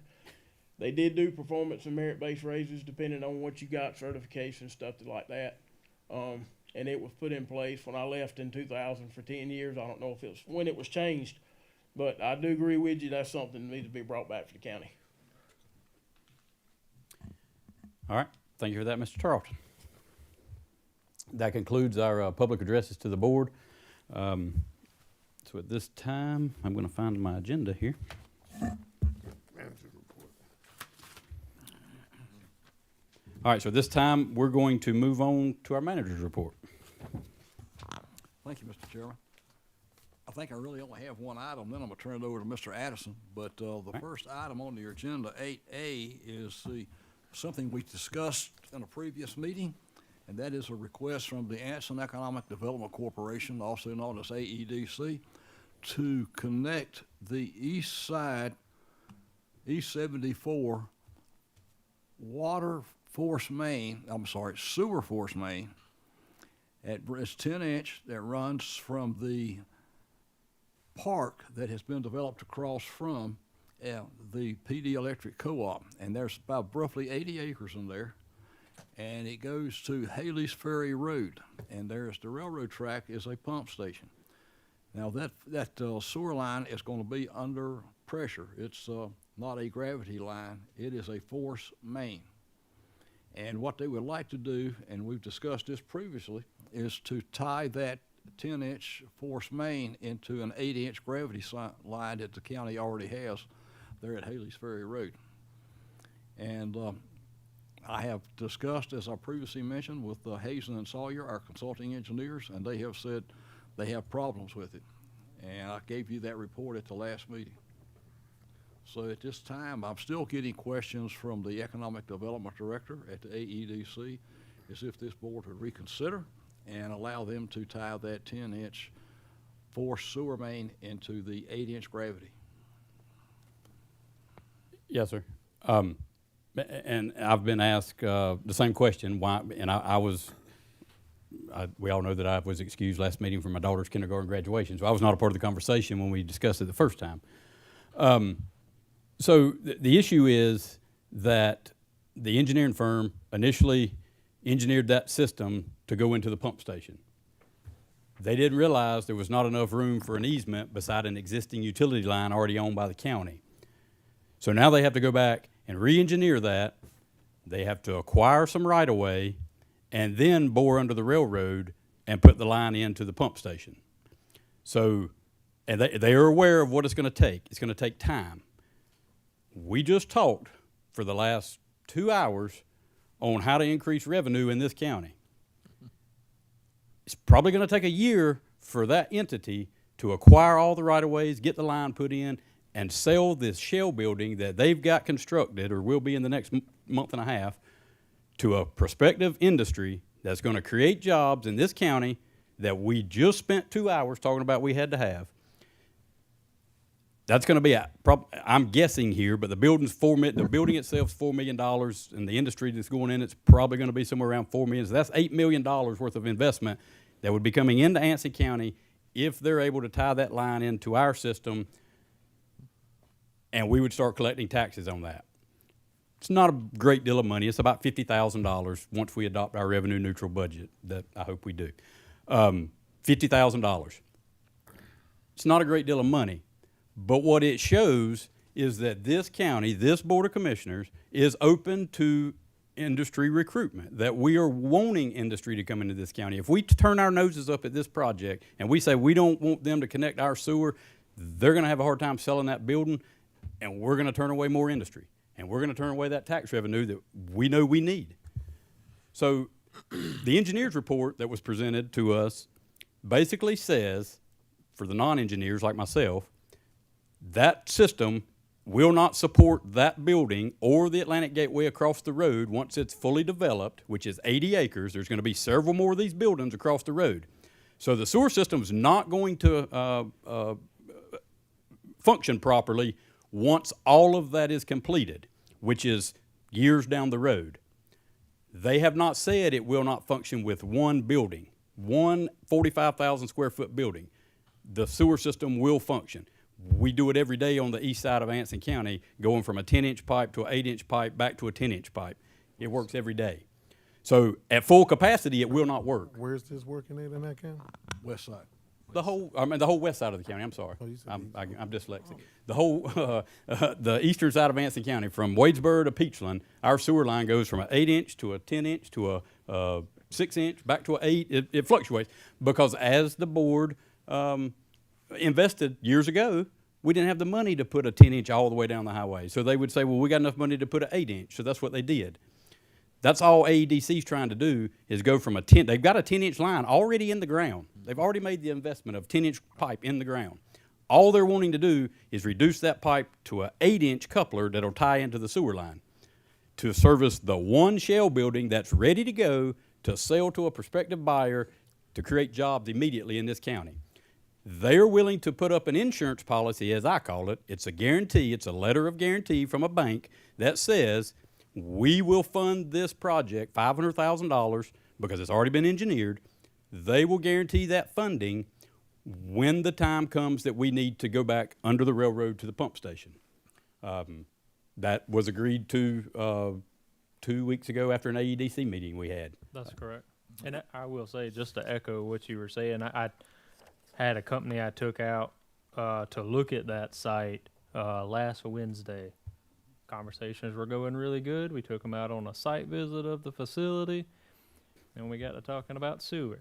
And when you realize that the structure is only permitted right now for septic, that can't support industry other than essentially a warehouse. That's right.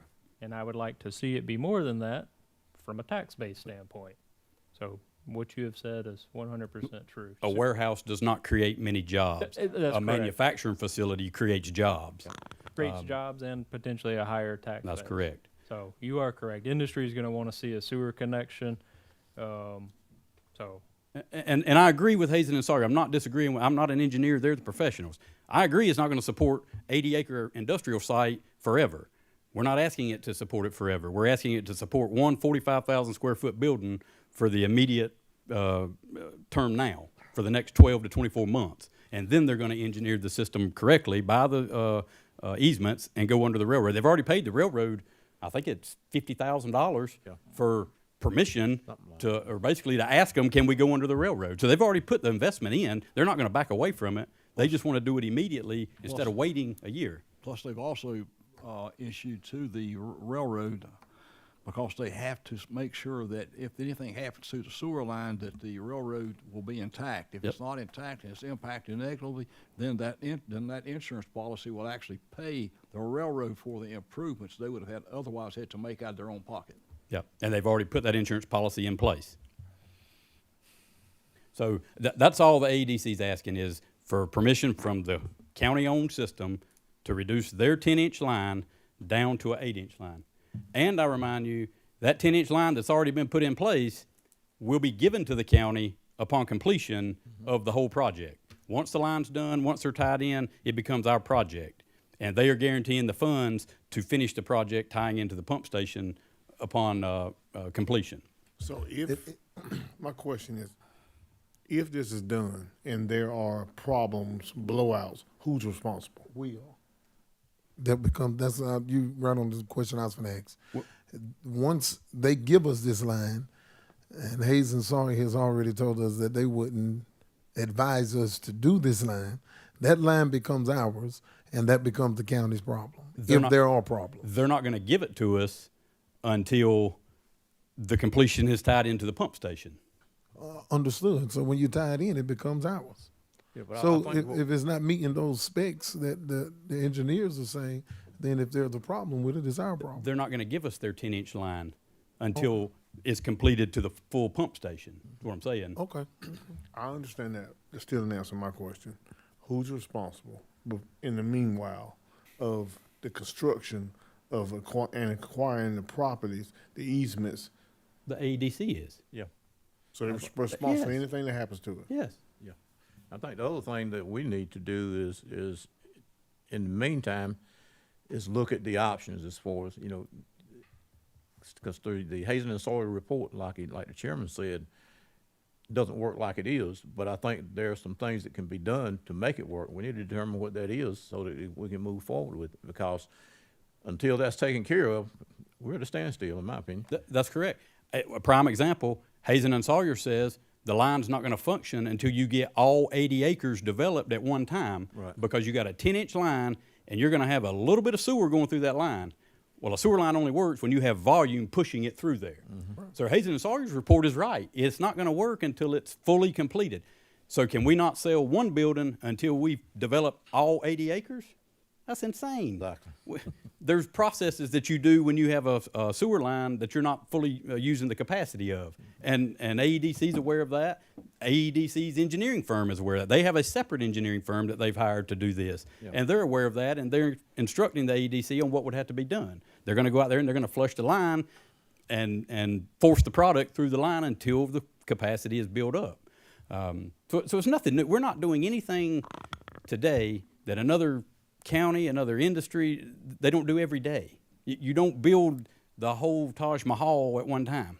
One thing I need to say is that since there would be limited use based on that building that's going to go, is that pump station that's being built out at the new park will actually come on and push the product through the force main, and then after it gets to a certain point, it'll cut back off to more bills up. And that's the way they function. It doesn't run continually. Yes, and they'll have to run it more often Right. because there's not going to be enough product to keep it flowing. Correct. They know that, their engineers know that, and that's part of the plan. All they're asking, Engineers know it too. our engineers know it too, and that's why they said it won't fully function until that whole site is developed. But we know that don't happen overnight. And so I just think we're shooting ourselves in the foot again if we say no and make them wait till they develop the whole 80-acre site of land. I just think that's crazy in my opinion. So I have another question. If they put the $500,000, $600,000, whatever it was, in the bank savings accounts, this never happens and it takes more than the $500,000 2 years from now, who's liable for that? If that's all you got in the bank? Because the project still got to be completed. So if we have to complete it with their money and it's not enough, that still means that we're going to have to come in and pay the difference. They're going to go ahead and complete it before 2 or 3 years down the road. It is, I guess I'm not understanding your question. They're going to actively be working on getting it done. They just don't want to wait a year to start. I understand that part. My question is, make sure I reword it. If it takes longer than a year or 2 years to complete it, and so let's say something happens with AEDC and it's dissolved or whatever, okay? On the third year, now it's costing $1 million for us to complete the project. Where's the difference going to come from? If AEDC is dissolved, you will never need to tie that 10-inch line into the pump station because there's never going to be another building there on the sewer, because it's going to be their line, because they're not going to give it to us because we didn't let them tie into our system.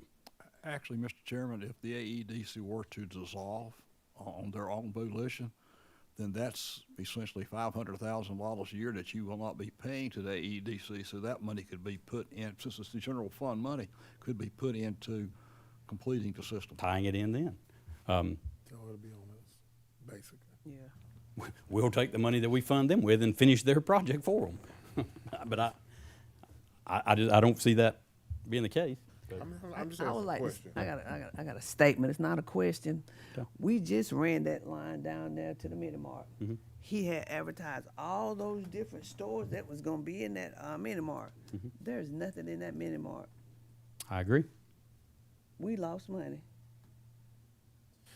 I agree. I ain't gonna say we lost money. We made an investment for the Well, future. we made an investment, but there's nothing in the investment. It's not giving us any revenue. Over how many years now? Yeah. And here again, I voted no the last meeting because this was our engineers that we pay as a county to give us their best opinion, their best advice. Bottom line. Mhm. I mean, that's all I have to really go by. Mhm. This is my first time hearing it, Mhm. unlike yourself and maybe Commissioner Woodburn. And bringing I it- apologize because I wasn't here to explain it Well, 2 right, weeks ago. right, But right, understood. However, here's what my issue is. I love the promises. I love to hear that. But that's the issue with economic development. That hey, we keep hearing what's going to be, what's going to come. I want to see it. Right? I want to actually see it.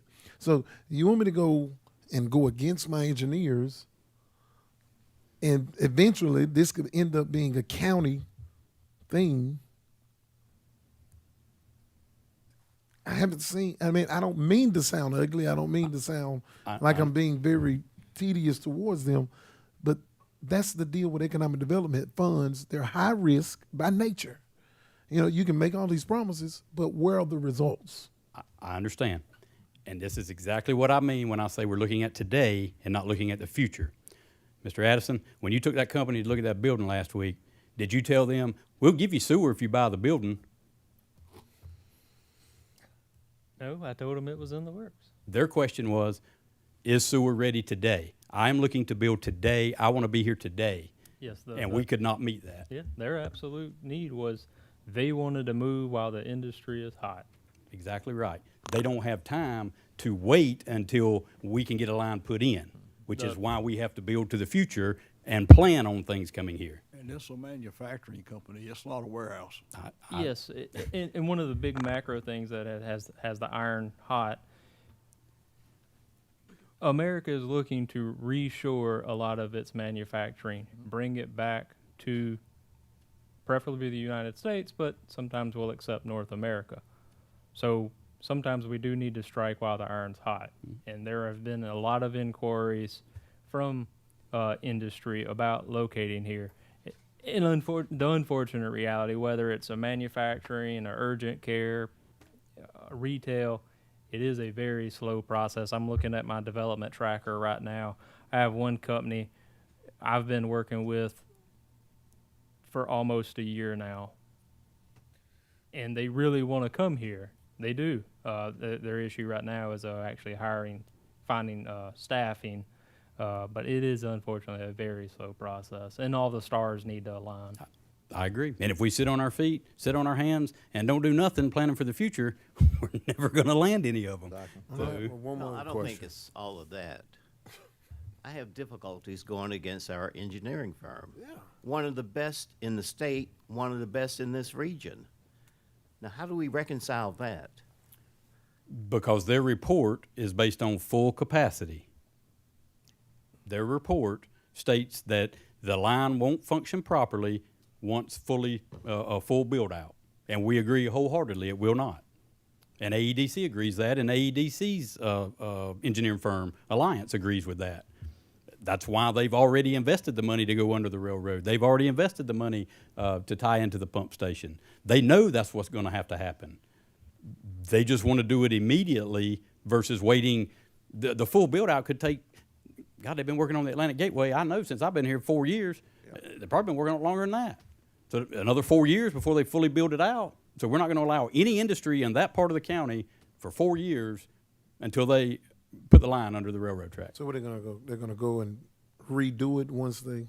Yes, they're going to tie into the 8-inch that's there. Now, and then redo it. And then they're going to bore under the railroad track and go into the pump station like originally designed once they get all the easements acquired and the re-engineering done. So So I guess my next question is, I'm assuming it has to be approved from the state.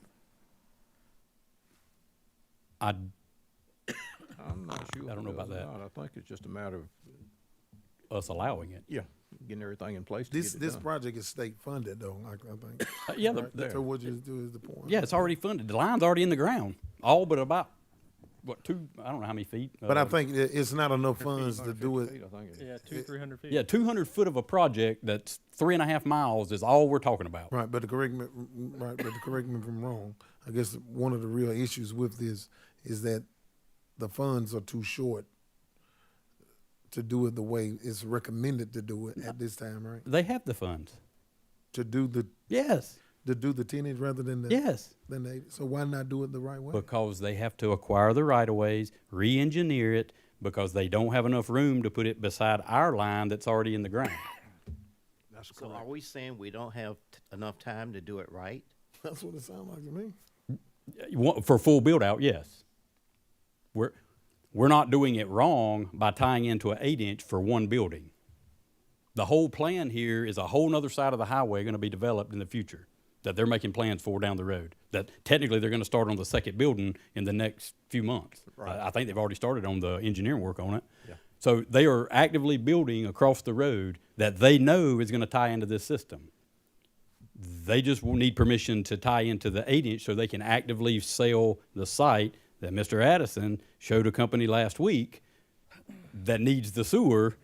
They want to be able to sell it now instead of waiting on the process of acquiring easements, engineering it, and getting the work done. That's all this discussion is about. They have the funds in place. That's why they're willing to put it up to guarantee that it's going to happen. Yeah, with a guarantee. Yeah. Would that be the first guarantee? I don't mean to sound. I know. And you are sound correct. facetious, but it's a reality, man. I mean, I don't. But I think if we sit here and And wait on I it, think the thing that causing us to entertain the conversation now really is the fact that we maybe potentially spoke with somebody. But I mean, he speaks with companies every week. Of course. But I mean this. That's why I would like to see economic development come back to the county. Well, because we have people in place that's working in economic development, and I think so. That's just a point to where I would like to see us go. I would clarify that Mark and Brooke were at the site Yeah, and the meeting. well, That, yeah, this that's wasn't fine. That's good. Just That's me. Yeah, So just I was going to clarify that, but thank you. So, I mean, all it boils down to is, are we willing to show industries, prospective buyers to this building that, yes, we're willing to accommodate you, we're willing to do it today instead of kicking the can down the road for 12 more months and telling any buyer, no, we're not going to get this done for 12 more months. Right. That's, at the end of the day, that's what it boils down to. How convenient would it be for us to have a conversation with our engineers? Say that again, how convenient? Yes, sir. Or how timely could we potentially do that? Are you saying like have one come to a board meeting? Or speak to us as commissioners? Yes. I'll give you Brandon Garner, who is our lead with Hazen and Sawyer. He can call him. You think he can come to the next meeting? I mean, could you check with him and see? I'll see if I can get him. Sure. Yeah, if you could. If Try not it. Brandon, then I could probably get one of the other guys that lives closer, like Montgomery County. Yeah, any representative of Hazer and Sawyer. If that's what the board wants, I'll text him. I'd like to hear from him. I definitely want to hear from him. Are you looking, just because I'm curious, are you looking for a report saying that it would work with that one building? No, I'm looking for this information to be provided by my engineers, and Yeah, that's what I'm not saying. not just individuals who are interested in what's going on. More is over there. I want to hear why the engineers said what they said. I mean, from what I saw in the report, they didn't think that it was a good idea, and I like to hear from them this Let them idea. explain that, yeah, I understand. Yeah, And I would like let them explain the options Sure. to make it work. Yes. There's no way nobody. I mean, I don't think we have any engineers on this board, so therefore, I would like to hear from an engineer, not just from the interest of getting something done right now, and it may not be done in a way that is conducive for the county later on. I mean, I don't want to just make a decision on that Well, Hazen is coming down on June the 10th to test the pump station at Hornwood. I mean, could we do a recess meeting and maybe set up something to To talk to June them? 10th. Man, Why are they coming to do a pump test at Hornwood? Oh, the reason they're gonna do a flow test is to see if it will flow properly. Oh, they're already doing that. That's what I'm getting at. They're already coming to do that. So that's, So, but they're coming to do what? they're gonna, it's called a flow analysis, a flow test. Right. On that pump station to make sure that if this happens, that it will flow properly, That it will that it will. So we flow make a properly. decision tonight before they do that test. That wouldn't make much sense. I know what they're already doing, but let them do what they're doing before we just make a quick decision. Well, we can get to the appease. test, I we'll mean, get the test and the result, we'll get the test done, the results back and have it for you at your meeting on the 16th. 'Cause well, I'm I sure agree with they- Commissioner Mills. Maybe since they'll be here on the 10th, if there's some kind of way we could, if the board is up recess to hear from them. Well, if they're here doing it, I can have I don't think them- it'll take I them can that have long them with it. available to talk to. Sure, I'm whoever open to wants that. meet with them. Because I don't want to hold up a potential, prospect economic development. I really don't want to do that. But I also don't want to just make a blind decision about water lines and that type of infrastructure without having the proper information. Okay, so, Mr. Saltzman, if you will, let us know when, Hazen and Sawyer will be here so the commissioners can meet and discuss with them. 10-4, you got it. All right. Okay, I think you said that was all you had? Oh, yes, I think since you removed the SKIA consulting engineering contract till the next meeting, then the next three items Mr. Addison has. Okay. I will go off script here just for a brief moment. I will commend Valerie Scull, our GIS analyst. It takes a lot of work to do a massive overhaul on a system like that, and she has been pushing out a ton of applications for different departments, custom built to either run on the computer or on your mobile phone. So, and truthfully, she helps out a ton in the planning department. You've seen her all in front of us. So I will express my appreciation to her. But moving ahead.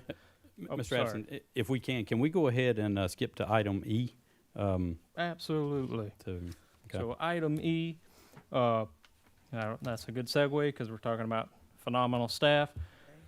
Last meeting, we talked about our ACTS director, Miss Bird, and we spoke about how she has completed the Transit Academy. And it's a very intensive course for the 2025 cohort.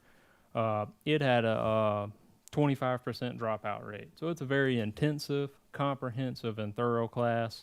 I commend her for completing it, and I believe the chairman has a plaque to present to her for this phenomenal occasion. Yes, if you'll come up to the podium, Ms.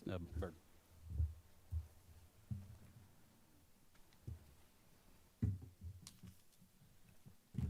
Speaking to the mic, so I don't get past that. I want to thank you for your commitment and dedication to Anson County and to the citizens that you serve through the ACTS program. Your willingness to take on this role as furthering your education shows that your commitment to Anson County is strong.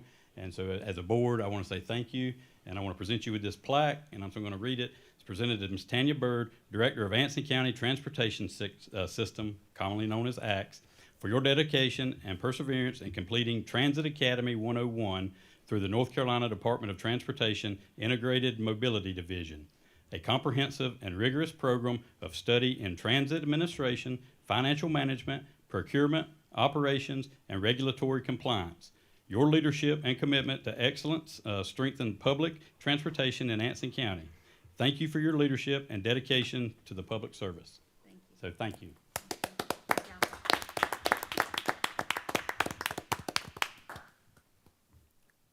Thank you, Ms. Bird.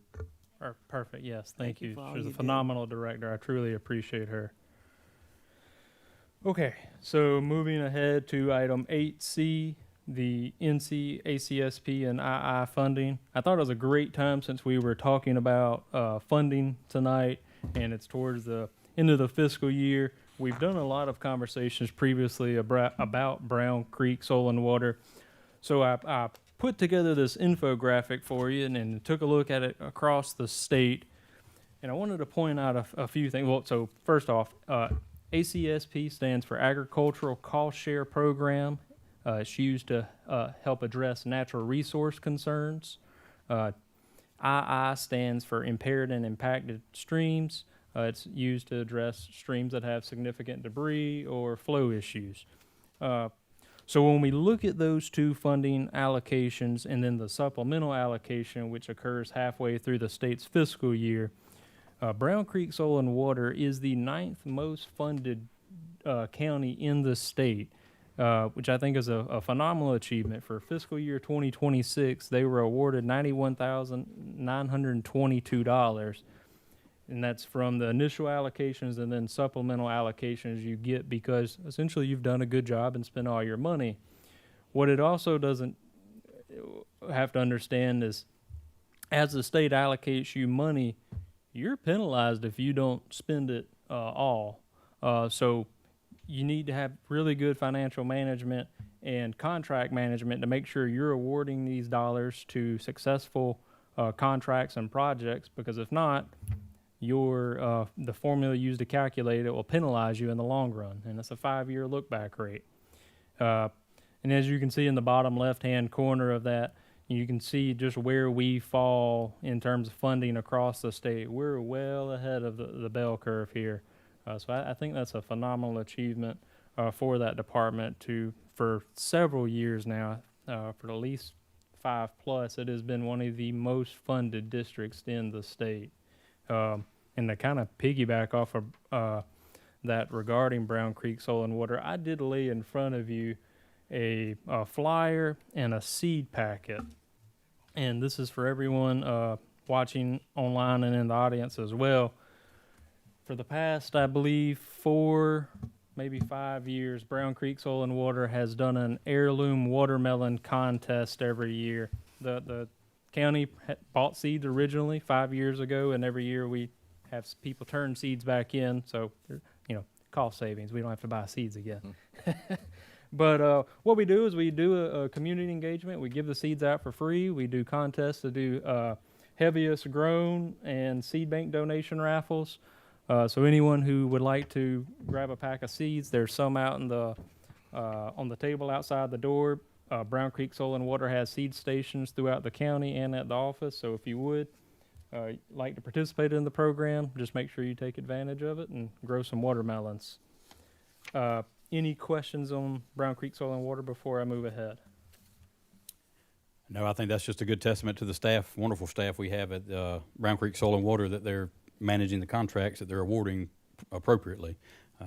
Like you said, if the contracts are not managed properly, they pull that money back, and then it punishes us going into next year because we don't get that much money. They reduce it by that amount. That's correct. And I'm sorry, I apologize. I meant to lead with the director, Jake Barbie. He was going to be here tonight, but him and the board chairman, Ronnie Morgan, are on their way to Raleigh to accept that Hall of Fame nomination that I discussed at the last meeting. So they'll be there over the next few days accepting that, and so we'll push out a nice PR piece on that as well. And then briefly, Mr. Addison, before you go on, apologies.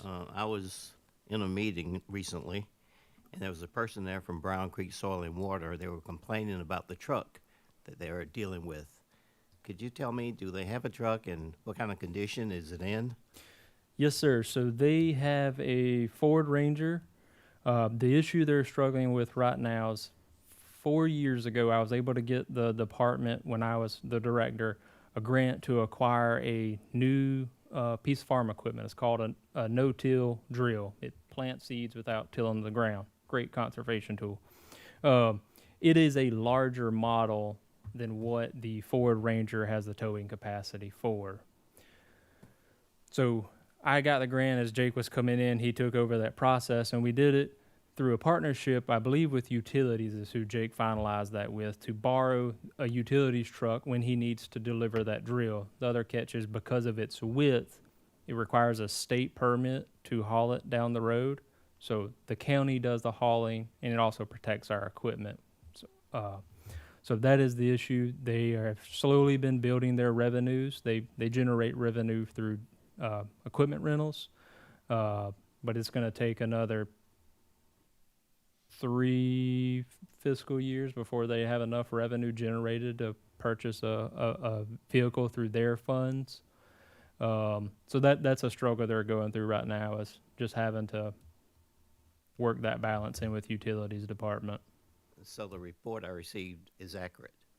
Yes, sir, that is correct. Is there anything the county can do to assist? Should the commissioners wish to provide funding for a budget, or if there's one of, we've previously explored seeing if there are any trucks of suitable size available from other departments for a swap. There are not. We don't have too many F-250s or 2500s laying around, so that's the issue. So what is the estimated cost of a new truck? I would say probably in the 60s. That's, can't say I've bought a truck of that size in a while. Maybe Kyle. I think, I know this is ballpark, but I think emergency management requested a new 250 or 350 truck, and I think it was 90,000, but that's probably fully outfitted emergency management wise. So you're probably looking at $70,000 if I had to guess. Yes, I think it's approximately 70,000. In other words, we can't afford it. I would. That's why I have been approached the same way, and I have tried to find a suitable vehicle that we are retiring somewhere from utilities, or Yeah. I thought we had one at utilities, but I was advised not to hang on to that one. So, We have been exploring reallocating a truck Yes. that's being retired, but such opportunity has not presented itself. because that use of that truck, although it is imperative and it's one of a kind, you can only use that style. Sure. It's not used 365 days a year. That drill has certain times of the year that it need to be used, and you don't just wait Correct. 2 months and we'll get it in 2 months. I mean, it's got to be used then. So it is imperative, but it's not 365 days of use a year. So, let's just be honest here. It's not a basic F-250 gas burner, XL series, single cab. You're not looking at 70 grand. I'll go and throw that out there. You're not looking at 70 grand. You're probably looking at 50 grand, brand new. Yeah. You go out to the used market for something that's going to be used minimal already. You're looking at less than 50 grand.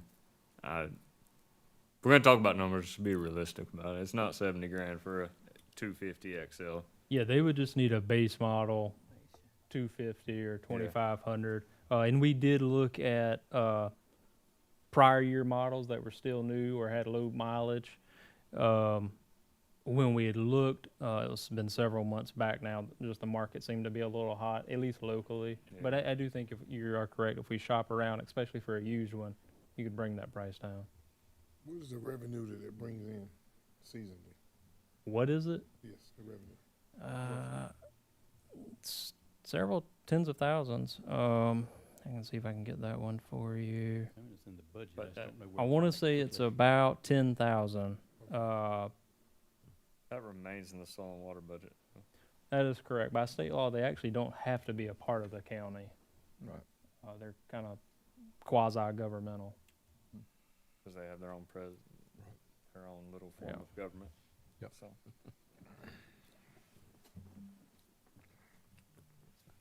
Okay. Mr. Charlton. Oh, I apologize. Just to let the board know the way that works, Jake will get up with me the day before or 2 days before, and he'll say, "Hey Joe, which truck's available?" We've got an F-550 we pull our equipment with. We've got an F-350 that's a gas burner, which is dual wheel, but I mean sufficient, like Commissioner Leary said, 250 gas burner. The thing's not heavy, it's just wide. But usually he'll text me a day or two ahead what truck's available, and I let him know, so he'll come get it.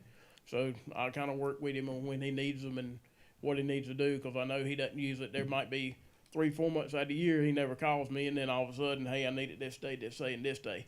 So that gives you more of an idea how we're working together, so he can have a truck to pull the bigger drill with. Good, thank you. Okay, the last item for me is just a brief strategic plan update. We held our second work session with Centralina County Management and department heads on last Tuesday, the 19th. Right now, anticipate the draft or the final draft version being presented to the board later this summer for consideration and adoption. I just wanted to give you a brief update on that. And that covers it for me. Okay. Thank you for that. Thank you, Mr. Sossaman. Is there anything from the board for either of our managers? I don't have anything else unless, I'm not sure about Mr. Addison, but if you've got any questions you'd like to ask, in addition to what's already been covered. Well, what about the guy in Burnsville? He wanted us to run the line. That's water line? I Yes, the believe water that's line. been resolved. That's been taken care of. Okay. It's been handled, yes, ma'am. Okay. Anything else for the managers? Mr. Chairman, I just want to say I'm against raising taxes on our citizens, including yours truly. I'm in a state of shock tonight because I got my evaluation cards, and I said, damn. And that was my initial reaction. That's all you said? Damn. Well, I said damn one time for each card. Okay, So all right. I said it multiple times. You know, I think our goal should be to maintain revenue neutral budget. I think that's in the best interest of all the citizens. And I know we can't do everything that we want to do. And if you can't afford to do something, you don't do it. We can't afford to get a truck for Brown Creek as much as we'd like to. And since we don't have the money, we don't do it. We work out another plan. I just wanted to make that known that I will be voting for a revenue neutral budget. Okay. Thank you for that. I'm glad to hear it. So, I know it's a big day. Look, I think I said this 10 months ago probably, that I knew this was going to be a lengthy discussion, and it's going to be a challenge to come up with a budget that works for everyone. And it's not fun, I agree. But if our county manager and our finance officer assures us that we can use $4 million out of our fund balance and stay in good standings with the local government commission, I will accept that plan. Okay. We're sure that we can do that. And one reason we are is because we have worked diligently with all the department heads to make sure that we don't spend as much out of the fund balance that was allocated for this fiscal year to get to the end of June 30. And so what we hope we're doing is having the carryover, and we think we're in position to do that. Good. So that would be one heck of a good report. Yep. Thank I you, said Mr. heck, Salzman. not something bad. Oh, no, I understand. I'll keep the dams. Okay. We're gonna have to change our public comments. Yeah, yeah. We got you sitting beside the pastor for a reason. I think All right. at this point he can say what he wants. I understand. I understand. But That- I wanted to say too, I'm just at a position where I think it was important to let the public know what type of situation we're in. I had a conversation, I think it was with Commissioner Gatewood. I said, I am not against it or the idea of it, but I did think it would be necessary to play the devil's advocate, if that's a preacher saying that. But, I mean, just for the citizens to understand Yep. what revenue neutral really is, you know, and it's not about the 5 or 6% of people not paying taxes. You can't pay taxes for somebody else. The collection rate is what it is. I mean, I know that hurts the budget, but at the end of the day, you've got to consider your services, your departments, and again, I think whatever happens, and I have confidence in what our finance director and our county manager says and presents to us, but it's a difficult thing for Anson County to leave revenue on the table. And I know that that's probably the best route to go because of the citizens here. I'm not in favor of citizens having to go that route, but at some point, I said it about a year and a half ago, at some point it's going to happen. Someone made the comment that county government is a business. It is. I beg to differ with you.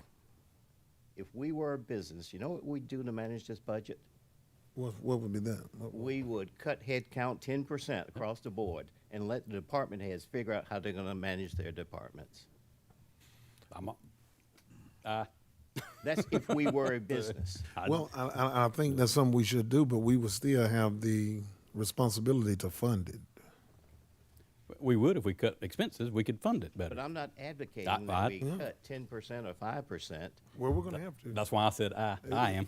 It's nowhere around it. This leads to cuts. For me to tell citizens, we're gonna spend the same amount of money, operate with the same amount of funds, there are gonna be cuts. You and I, everyone at this table knows that. You cannot avoid cuts by going revenue neutral. It's impossible.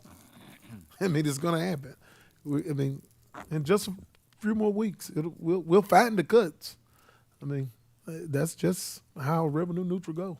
Well, regardless of what we do, my concern is, I think Ms. Bora said that we was at 22%. If we use the $4 million, we go down roughly 10%, which takes us to 12%. The state mandates us to have 8%. That only leaves us 4% to play with for the next year. So what's going to happen in the next year is where my concern is. You're gonna make them cuts. That's my. I get it. It'll I force the understand. cuts. Right. And We'll Yeah, force it. but why would you not prepare for that before you have to be forced? We get off our feet and we recruit industry into this county. But is that adds to the turnaround tax going to base. be quick enough in that Oh, next year? We're already behind 10 years. Well, I understand that, but I'm just That ain't saying. my fault. And the fact that we're behind 10 years is evident, and I'm just saying it for the sake of informing. That is enough evidence right there to tell you you can't come up with enough industry quick enough to make up that difference in that gap. Yeah. So, I mean, I still say again, it's just, hopefully the manager, finance director can help me. How can we trim this number down? That's a lot to come out of the fund balance if we have to do that, to leave us with that just a little bit as a saving account. Not saying, we're already saying that our equipment is not the best. It's in dire need for repair. And what happens if we have to come up with a bunch of more money to make things work? We already got almost in that predicament with the filtration plant when the filters went down. One more filter, we'd have been buying water from someone else. So when we have issues at the CIFN, you have to be prepared for that if it happens. I'm not against cutting it down more. Yeah. I think the more we can cut off the 4 million, the better we are. So, but the only way to cut off the We 4 need a million contingency. is every penny. Because we're dealing with some old facilities in Yeah. Anson County. And DSS now, the roof is gonna have to be replaced, if not this year, next year. And that's a very expensive proposition. Revenue neutral doesn't help with doing that. Well, I mean, I don't mean to be facetious. I mean, again, the revenue neutral will patch it, yeah. So, yeah. hopefully. it'll I- patch it. that's- I don't see how. You're starting, I mean, we're starting from behind at the beginning. That is just a fact of the matter. And I don't see how. I mean, I don't get it. All right. How about one thing that was discussed? It goes back to Commissioner Mills' discussion about fund balance and protecting it. It's the 10 positions that are in the current budget proposal that if you don't do anything, they will be unfrozen and be available for filling on July 1. Because your previous action actually froze those positions until the end of this fiscal year, which is June 30. I'm a proponent of anything that's frozen right now remains frozen, and any vacant position right now remains vacant until further review, including anything that's just been approved. Yeah, I think we have to strategically look at what's vacant, because I think we could, there again, be shooting ourselves in the foot if something becomes vacant or is already vacant that is a necessity. So I'm okay with a blanket freeze, but we need to strategically look at what is frozen. We just, whether inadvertently, accidentally, or intentionally, just approved an assistant director position that I don't think that those 4 EMT positions and assistant director position altogether come up to only $240,000. Yeah, they're accounted for. You're right. No, they're not. And I forgot when Miss Martinez Borgia And was she's here. gone now. She sent us an email earlier today. Yeah. What was it like, what was it, 95? Yeah, the total cost for that unit, total estimated program was $375,088. That's a far away from $240,000. Yeah, the payroll cost is $344,088. Vehicle operating cost is $31,000. I think if we hold up on the assistant director position of $72,040, that puts us back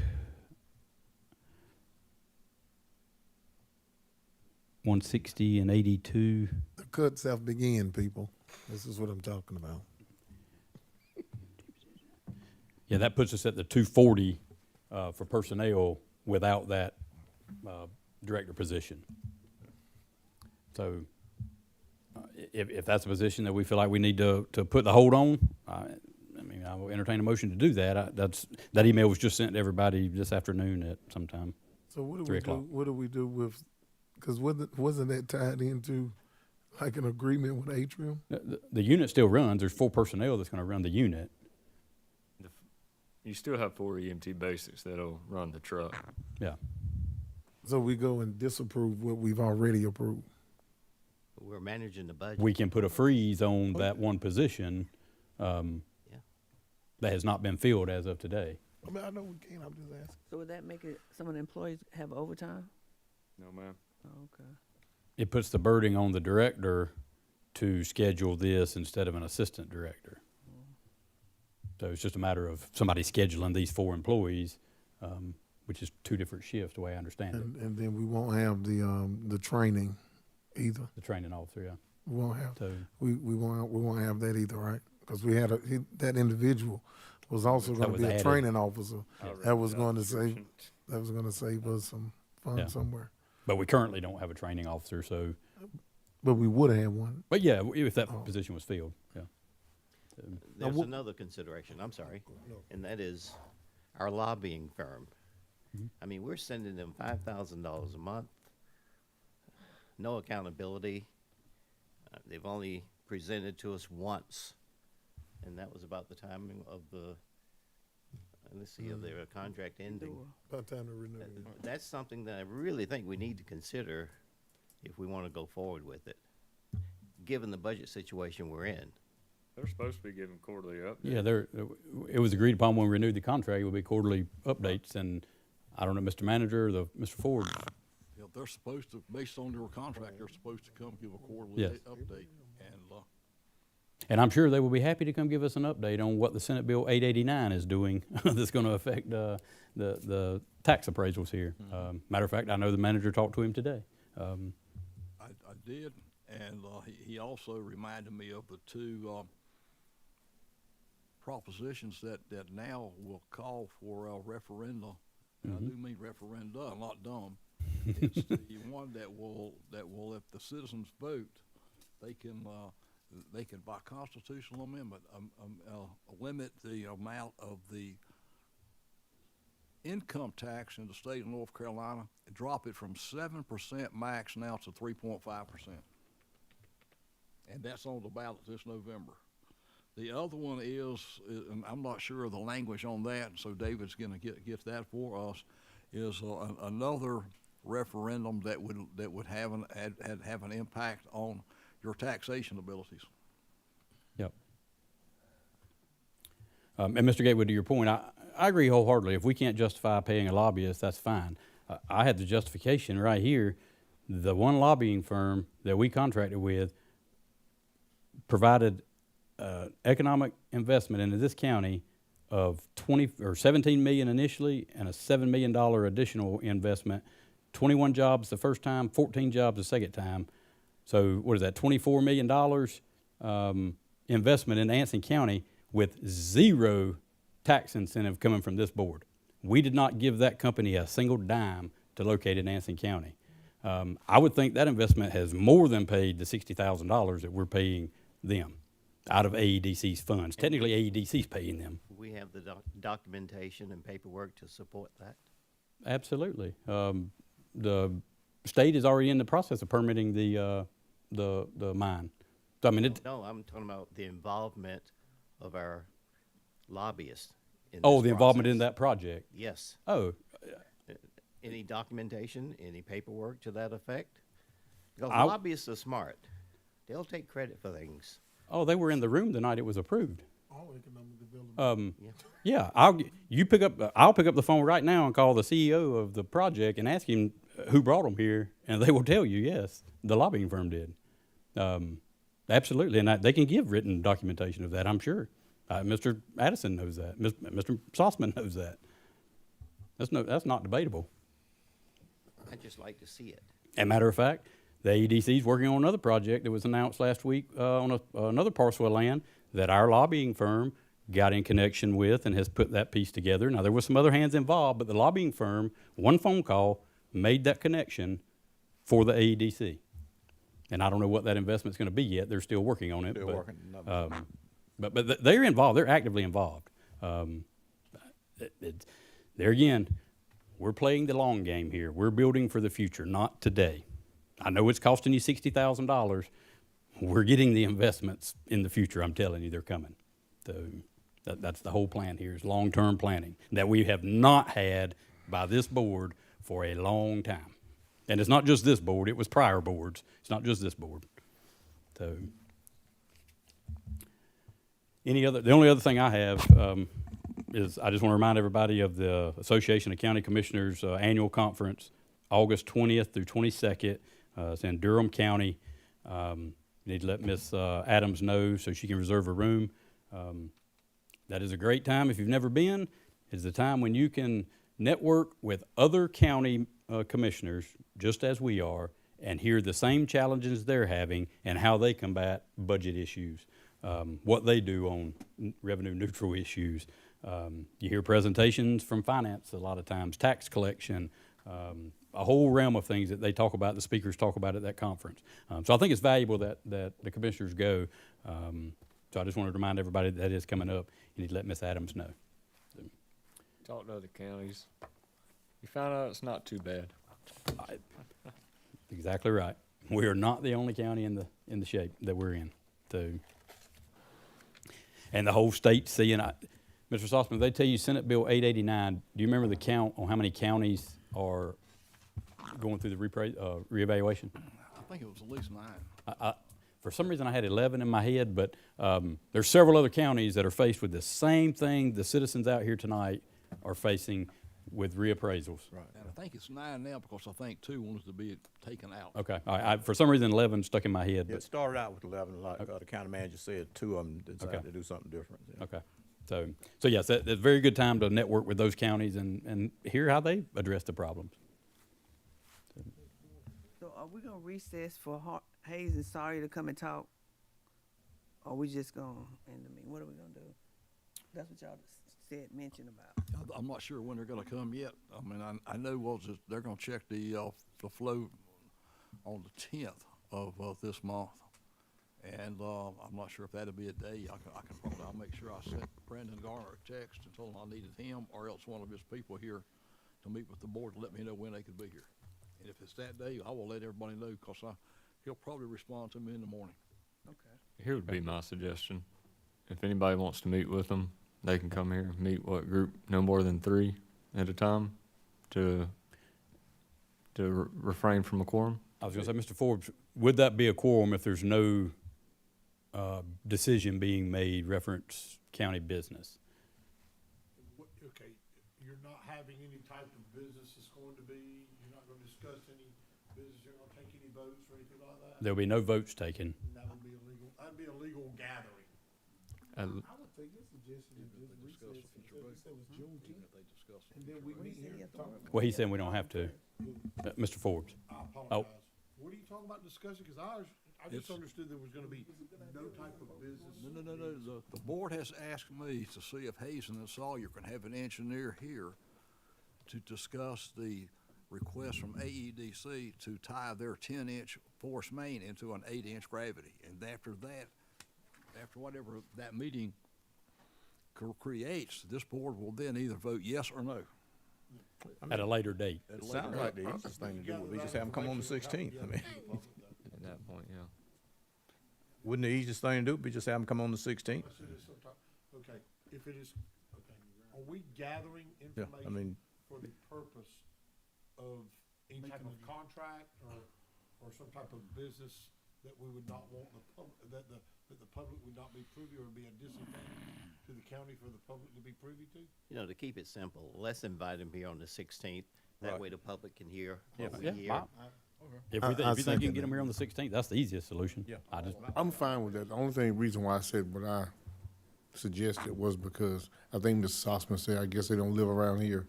And coming at 6 o'clock to me would be a burden on them if they was already down here. That's why I said it's easy for us to come in on the 10th than it was. But I'm fine with whatever, but that's the only reason why I said what I said. okay. Invite them on the 16th and we'll see what they say. And we can go from there.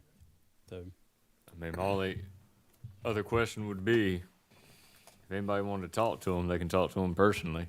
Well, I would themselves, like and for us to make a decision. let them talk to them personally on their own, and then they can create a report on that one building and say, hey, they can flow off of this one building, but not the entire parcel as far as the whole entire project. And then if they have a report on just that one building, they can break it down on that one building and give a report. But no, I mean, I don't think we need to come as a quorum together for a meeting on June 10th. they can give the same report they give us 2 weeks ago that said don't do it. They could give you the same report that said do it. Does that make sense? On that one building. On the one building. They didn't have to be here to tell us no. Well, I just like to hear, I mean, because the only reason I said no is because They give you a report. They advised Yeah, yeah. against it, Yeah, so, so- I mean, you know, And it probably wouldn't hurt to, just kind of talk about the whole project overall. Right now, we're focused on that one building because it's in process, but then just kind of fill them in on what's gonna happen across the highway and just see what they say about that, if anything. May not be any changes, but while we've got them here, let's go ahead and put everything we can think of on the table. And on that note, they are aware of what's going on because we fund them $100 and something thousand out of AEDC's money to oversee those projects for us. So they are aware of the future plans there. So, okay. So we're going to invite them June 16th. Any other commissioner concerns for tonight? I make a motion to adjourn. Have a Second. motion by Commissioner Ellaby, second by Commissioner Gatewood to adjourn. All in favor, say aye. All right, meeting adjourned. Also, just remind everybody, the Veterans Coffee Hour on the third Wednesday down at STCC from 9 to 11. What date is that? The third Wednesday. I know.